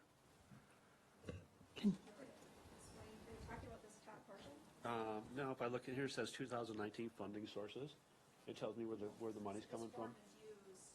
Right now, the budget's not approved for 2020, so this, as soon as you guys approve the budget, this form gets updated immediately. It's on my list to change to 2020 because our department heads don't have it approved yet to put in. Why would we update forms that we're approving? Shouldn't they be the final form that's never been touched again? Shouldn't what we approve never be edited again? I think because when I fill out the form in 19, it says 19, and I don't get a 20 form until 20. But I'm not sure, so I'll let Tony speak to that. So the top page, which is total fiscal impact, 2019 budgeted amount for the position. None of the positions that we're presenting today were budgeted in 2019. Correct. So everything would be zero. Yes, you're correct. But shouldn't this say 2020 because it's a 2020 position? It's not been budgeted yet. So this form is for us to process and be able to look at it from the department head. When they submit a request, they have to put what the 19's budget was because 2020 hasn't been approved by the county board yet. So there would be nothing to put there. That makes sense. Okay. Thank you. Any other questions? Let's vote. Please. 10 yes, 1 no. Resolution 35-19. No, sorry. 36-19. Resolution number 36-19, resolution to create an application analyst position in the Information Technology Division of the Department of Administration to serve the Recovery and Wellness Consortium. Now therefore be it resolved that effective January 1, 2020, one application analyst position is hereby created in the Information Technology Division of the Department of Administration to rebuild and provide ongoing maintenance and updates to Avatar, the electronic health record system used in the RWC to reduce inefficiencies and minimize the risk of a Medicaid audit financial payback. And be it further resolved that this position shall be funded by using Medicaid revenue generated by Comprehensive Community Services Program funding and existing funding within the Buffalo, Pepin, and Chippewa County Human Services Departments. And be it further resolved that should the state and or federal funding necessary to fund this position no longer be available or be reduced significantly, this position may be eliminated by the county administrator, forwarded to the county board by the executive committee. Motion to approve. So moved. Second? Second. Motion by Supervisor Gullickson, second by Supervisor Hull. Now, this is going to get a little bumpy, so I got some other people in the room may have to help me out on this one. But essentially, this is an IT position that will be placed in a Recovery and Wellness Consortium. There's a program within the Recovery and Wellness Consortium called Avatar. Avatar is responsible for all their forms, does all their medical billing, and it was something that they knew they needed support on. My understanding is when this was implemented. There hasn't been any IT support on this.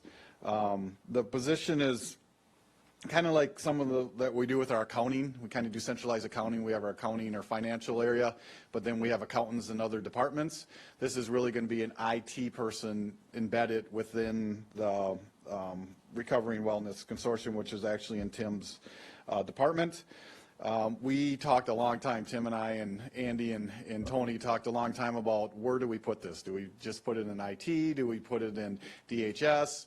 At the end of the day, we decided to put it under IT, but physically put it in DHS because this position cannot do any other kind of IT work because otherwise it's not funded. So we want Andy to be able to talk about the bigger picture for the county and securities and all that stuff that IT has to, but make it very specific and have it embedded in DHS so they know that this position is for that purpose. So I hope I explained all that right, but any questions? I got some other people in the room might help me out. They did request 2 positions for this. Again, this is, I don't know if it's CCS money that money that covers this. So the second position, again, wouldn't technically call the cost the county levy anything, but I didn't feel like they needed it right away. I think it's something that we can get somebody in there for a year and see how they're doing. If they need extra help, maybe we can do that. So I know I'm sure it feels like we just push these through because there's no tax levy, but we do analyze these positions and don't approve, or I don't approve every one of them. If I don't feel like we need them at that time, we will push back on waiting to fill them. Questions? On a previous resolution, you had mentioned that I noticed an error at the executive committee, and that error was removed. Now, that error should have been transposed to this PAC form, and it's not there. Yeah, we talked about that. So the PAC form really is for the one position because I didn't approve it. The PAC form, the request was for 2, so it's kind of a negative. It would be a negative admission to the PAC form, so we just didn't include it in the PAC form at all because I didn't approve it. I just brought it forward as the one position and not both positions. Okay. All right. Thank you. Any other questions? Let's vote. Release. 10 yes, 1 abstain. Ordinance 9-19. Ordinance 9-19, ordinance to amend 2-81E regarding the frequency of highway committee meetings, first reading. This was a discussion at the executive committee. We brought forward to the executive committee if there was any changes. Obviously, the reorg will be coming up with the next election, so to see if there was any committees they wanted added, see if there's any committees they wanted to remove, talk about the frequency of committees, and the highway one is the one that came to the surface, was the only one that was acted on. The executive committee did ask what the highway committee, if they felt like they needed to meet or not. I went to them the next month after exec, and it was voted 3-1 that they felt like they should meet every month. So then we brought that back to exec, and that was passed at exec to come here.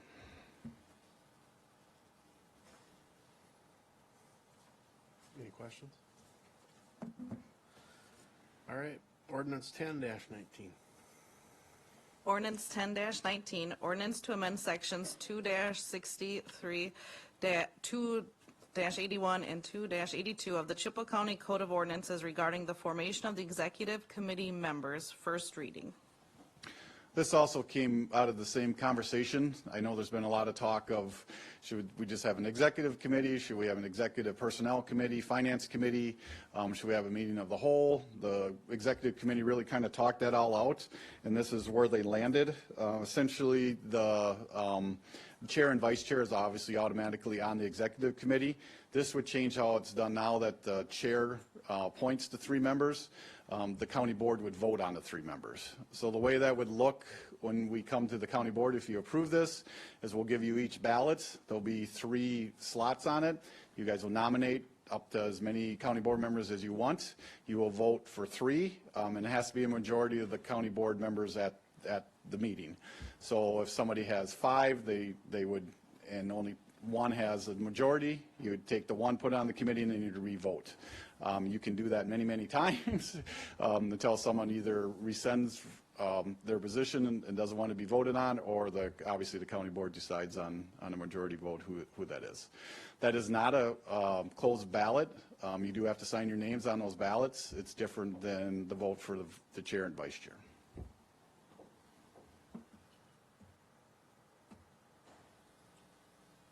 Okay. It's not uncommon, I'll tell you that. I've seen it many times. All right. HR policy revisions to chapters 1 through 8, first reading. Yeah, I'll have Tony come up and give the details on this one.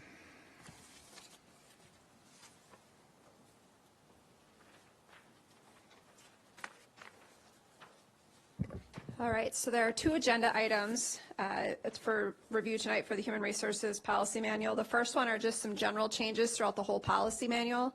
And the reason for the two different agenda items is the second is for pay for performance and some other things all related to the county administrator's proposal to move away from pay for performance. That'll be second. So the first series are just a couple different changes and updates. What we're trying to do and hoping to do is maybe once a year, unless there's a time issue of making a suggestion to the manual, is to kind of holding them and bringing them all at once.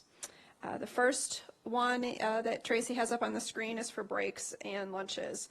What this is the Sheriff's Department asked us to make an update here. They have an exception where it allows them not to have to be required to take a lunch. And the departments that the current policy addresses is only dispatchers and jailers, and they would like it to apply to the entire department. Who it's not capturing are our jail sergeants, lieutenants, and others who need to be able to act 24/7, just like the jailers and the dispatchers. The patrol officers, investigators already have it as part of their contract. So that's the reason for this change. And the employees in the department that would not have this exemption would be the support staff, so the administrative assistants. Second update is in section 16. This would be just some updating of the language for compression, basically to remove as long as the adjustment does not take the new hire promotion above the established position point, and also to update the words shall from may. Session, maybe I think it was an update a couple years ago. We went through and made sure that all the language had shall in it for several things such as must or could or would or should, and this was one that we accidentally changed to shall and should have stayed may. There may be situations in which a new hire or promoted employee may earn less than others, so that's not something that shall happen. The next one is for on-call pay. When a department is approved for on-call pay, which right now we only have it in Human Services and in the IT division, we have an individual or a position or a person that can be on call 24/7 in both of those departments. And the language that we're suggesting that we remove is or straight time pay as determined by the department head. So if somebody is actually called to perform work, and all of these positions are all exempt, so they're exempt from overtime, they can still earn comp time, but they can't earn straight time pay, so an additional pay on top of what they're already earning as an exempt level employee.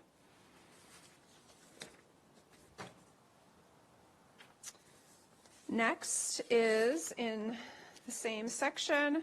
It's just removing some very outdated language that we've missed as we've been doing the updates for several years. This is when the juvenile intake position, formerly held by Mike, was vacated. It used to report directly to the county administrator and now reports to Human Services.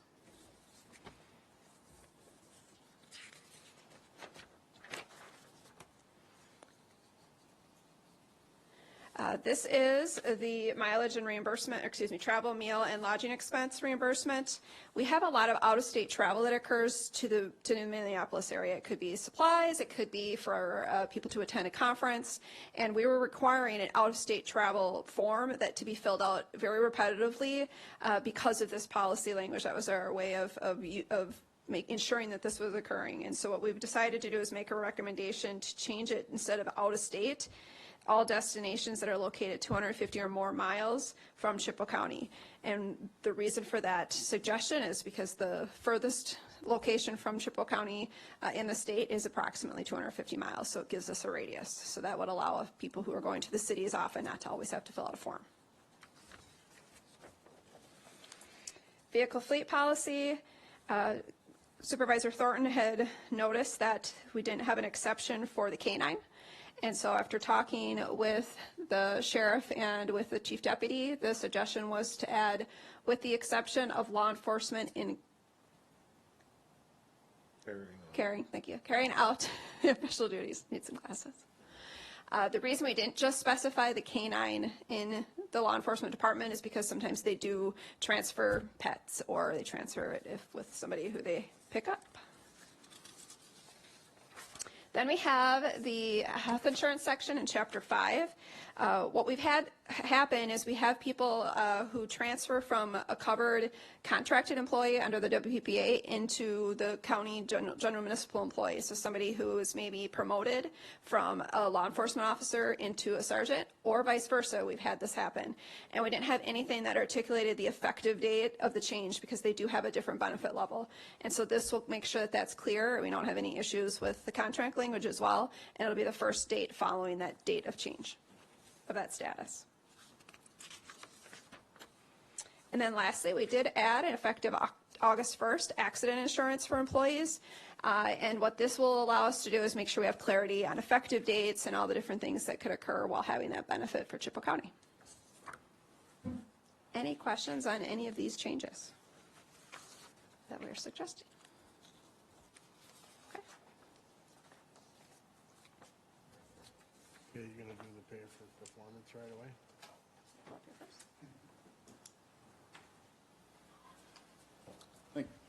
Tony mentioned that we wanted to bring this separate because this is such a big decision for the county, but I just wanted to make sure we had that distinction between the two policies, and she did a great job of separating that, and I'll have her come up and talk about that, and then we'll try and answer any questions. But I said, last time we talked about this, that I didn't feel pay for performance was the way to recruit, retain, and make Chippewa County a preferred place to work. I do believe that employee engagement can do that. Again, I did a lot of research on this. I didn't talk to anybody within the county, anything like that, just listen, and I really feel like going away from this, going towards an employee engagement, I think is a good step for us. But so the main concern I heard at exec was the concern about going back to the old way. And this, if we would implement this, would not have the automatic step increases. Typically, counties have automatic steps. If you're here 1 year, you get a certain percentage, 2 years, that kind of thing. It wouldn't have that. It would be across the board increases, so that would be a little different. And I have thought a lot about, there's concerns, I'm sure, of if an employee is not performing as well as somebody else, and if they have discipline and that. And I think that's something that we could look at.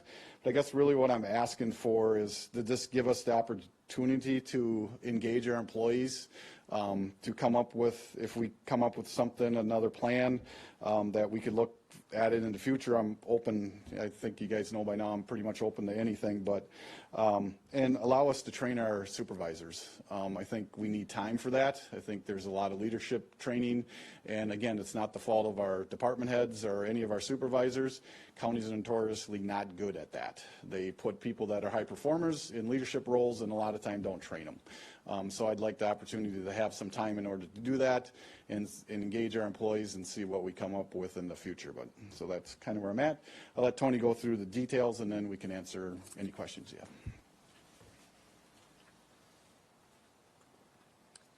All right, so there's several different policies we're addressing here, and it looks a little confusing, but it's because maybe there's a pay for performance feature in them, so that's why those are in here. So what I did is I went through the entire manual to make sure that we captured, if we went away from pay for performance, that we didn't accidentally address an exceeding expectation, or if there was something with a developing performance. That's kind of just an overall statement.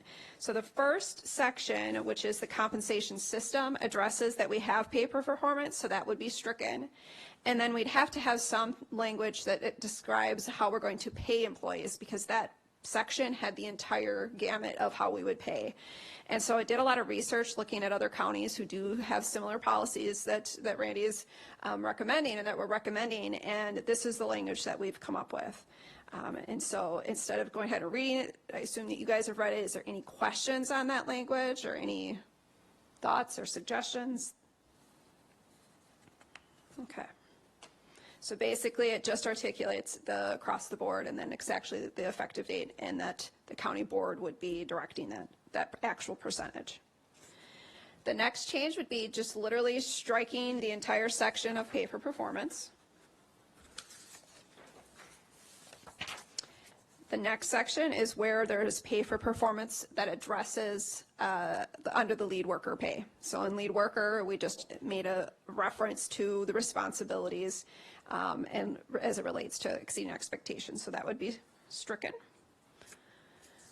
Then we have a new section, and so this would be what the new performance review policy would be. Several counties who also have similar policies like this will have a lot of these types of details spelled out, who approves it, what the process is, what the timing of expectations are. So just a couple things to point out is this would still be an annual review. Face-to-face meeting to discuss a review would still occur. It would be completed by the direct supervisor no later than March 1st each year. It talks about that the expectation would be to still review the job description, that performance reviews should be conducted annually for full-time, part-time, and LTE, annual LTEs, that the comments would be approved by the department head, and then the human resources director or designee would monitor to ensure completion and may provide feedback if necessary. So this would be the new performance review policy. And then the last two sections, which is under fit for duty, there was one reference to pay for performance in the note. And then under telecommuting, it was under one of the suggested items for, in order to be considered a telecommute, that someone has no developing performance rating, and instead what it would change to is an employee has no documented performance issues. Any other questions for me on the policy language? Supervisor Garrish. Just a question now, going back to the performance review. Now, you're recommending to give every employee exactly the same pay increase, no matter who they are or what they're doing. So let's say you have you give me a circumstance, give me an employee that's, you know, not doing the best, probably not doing as good as they could do, not bad enough to be fired, but not good enough to be promoted. That employee's going to get a 4% increase or whatever it is, and you got somebody busting their butt, they're going to get a 4% increase. I mean, you're going to motivate them. I get that. You're going to educate them, do all that, but not everybody's wants to be everything they can be. You know, I just can't. Yeah, I get it. I understand your Struggle with it. I understand that. I think we have that now. I think we have people that are getting 3% raises that aren't. But it's going to work at the opposite direction for you. Now you've got Sally, who's giving it 130% every day, and Joe's sitting sloughing a little bit, and they're both getting exactly the same pay raise. I don't know. I struggle with it a little. Who do you think that will affect? I think that'll affect morale on both ends of the spectrum. Do you think it would affect Sally's performance? I think it could, absolutely. I think high performers are high performers. I think they work hard, regardless of the pay. I think the key point to this is to train our managers on how to manage employees. I think that got missed after Act 10 went away, to be honest with you, is we didn't take the time to train our employees because we used the contracts to manage our employees. And that just never, I don't know if it did happen some places, it didn't happen in the places I were.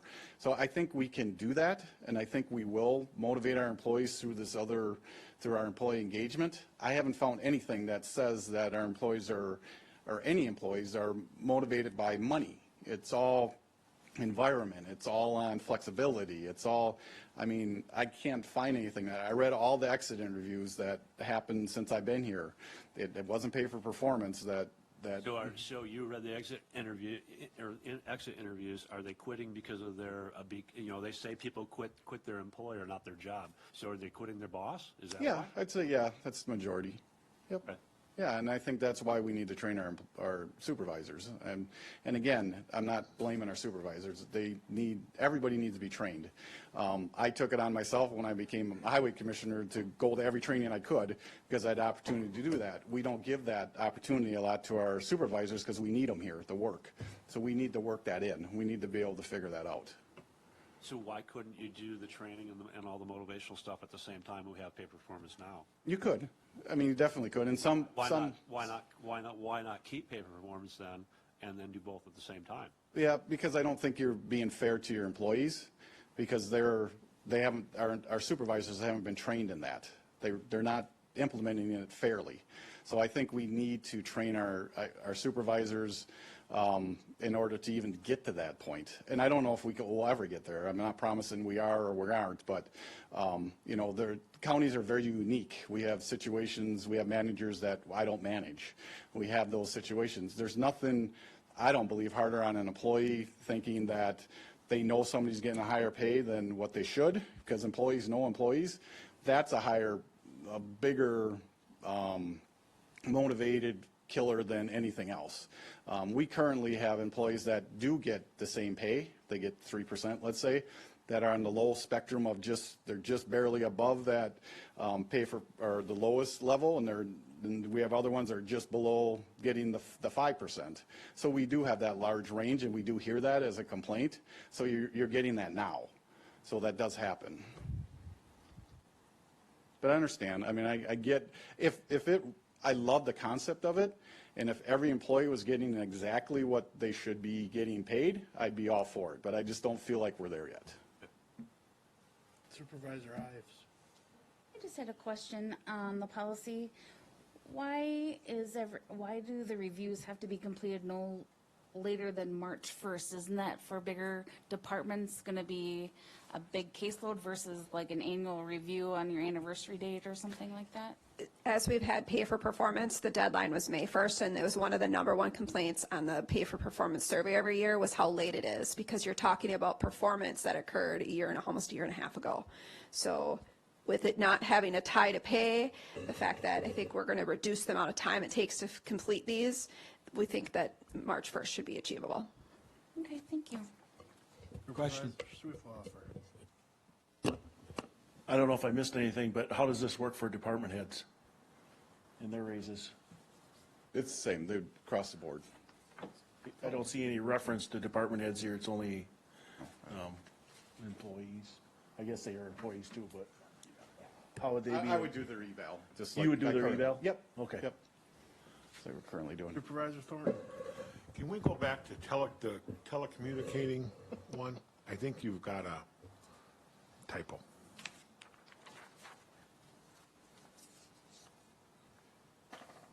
Is that supposed to say the employee has no documented performance issues? This is when a generally request to telecommute should not be considered.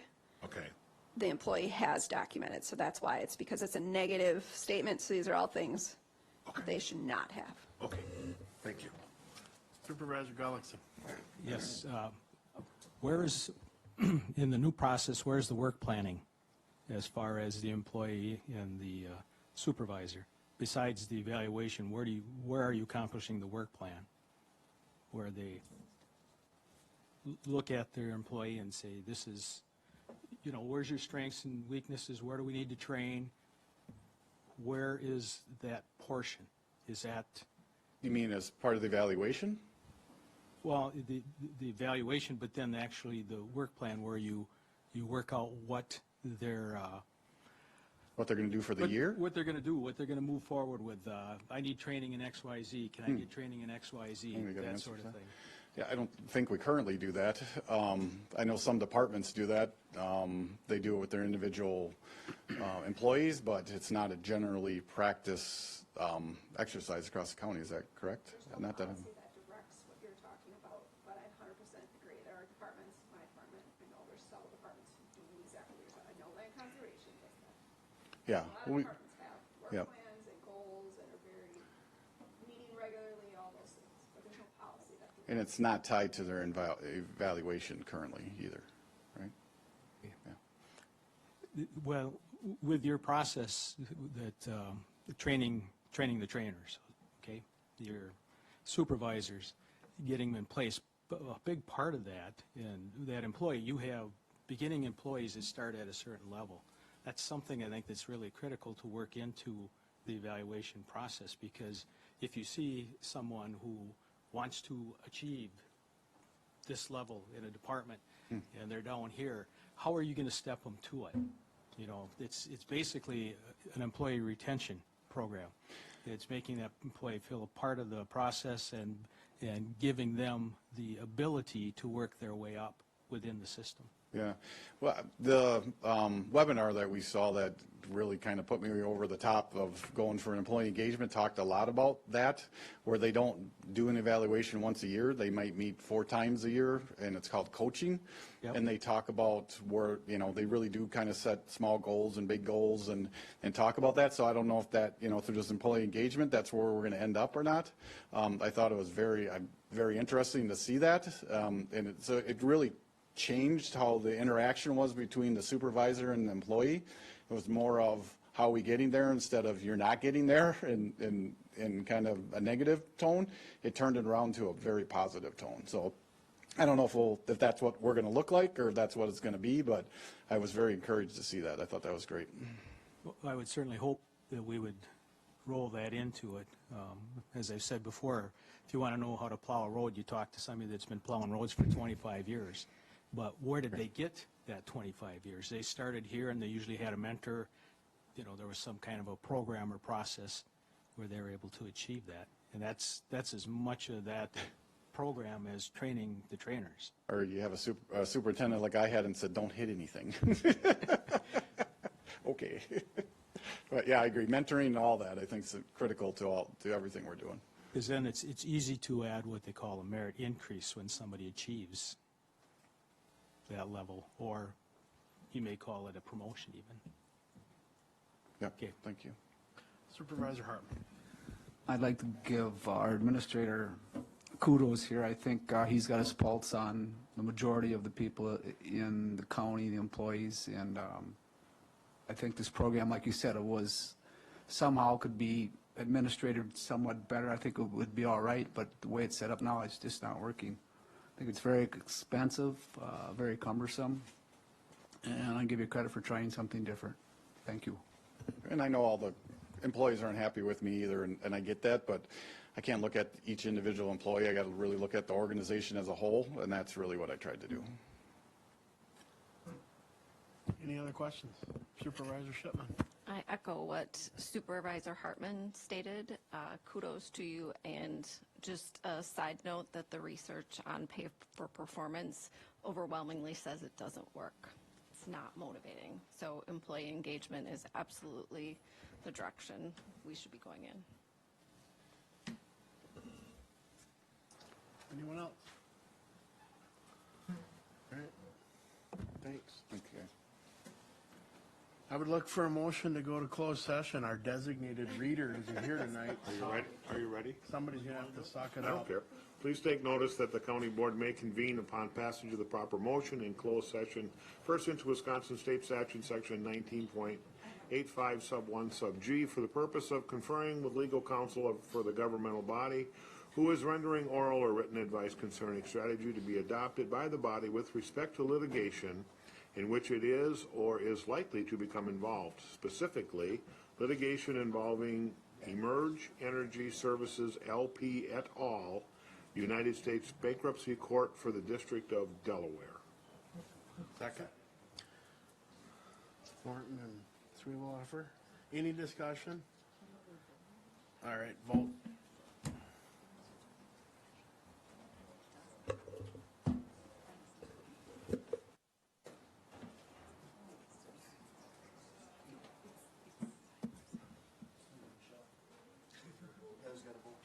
Vote, please.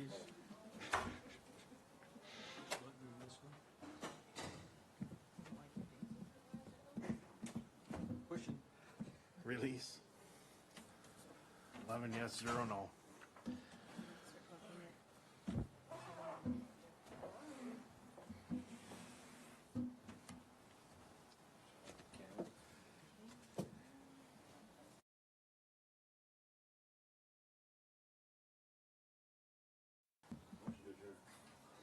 Second. We're adjourned.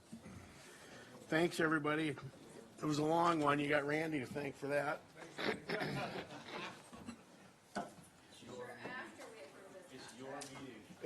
It's Randy and Tracy's fault. See, if you play tomorrow.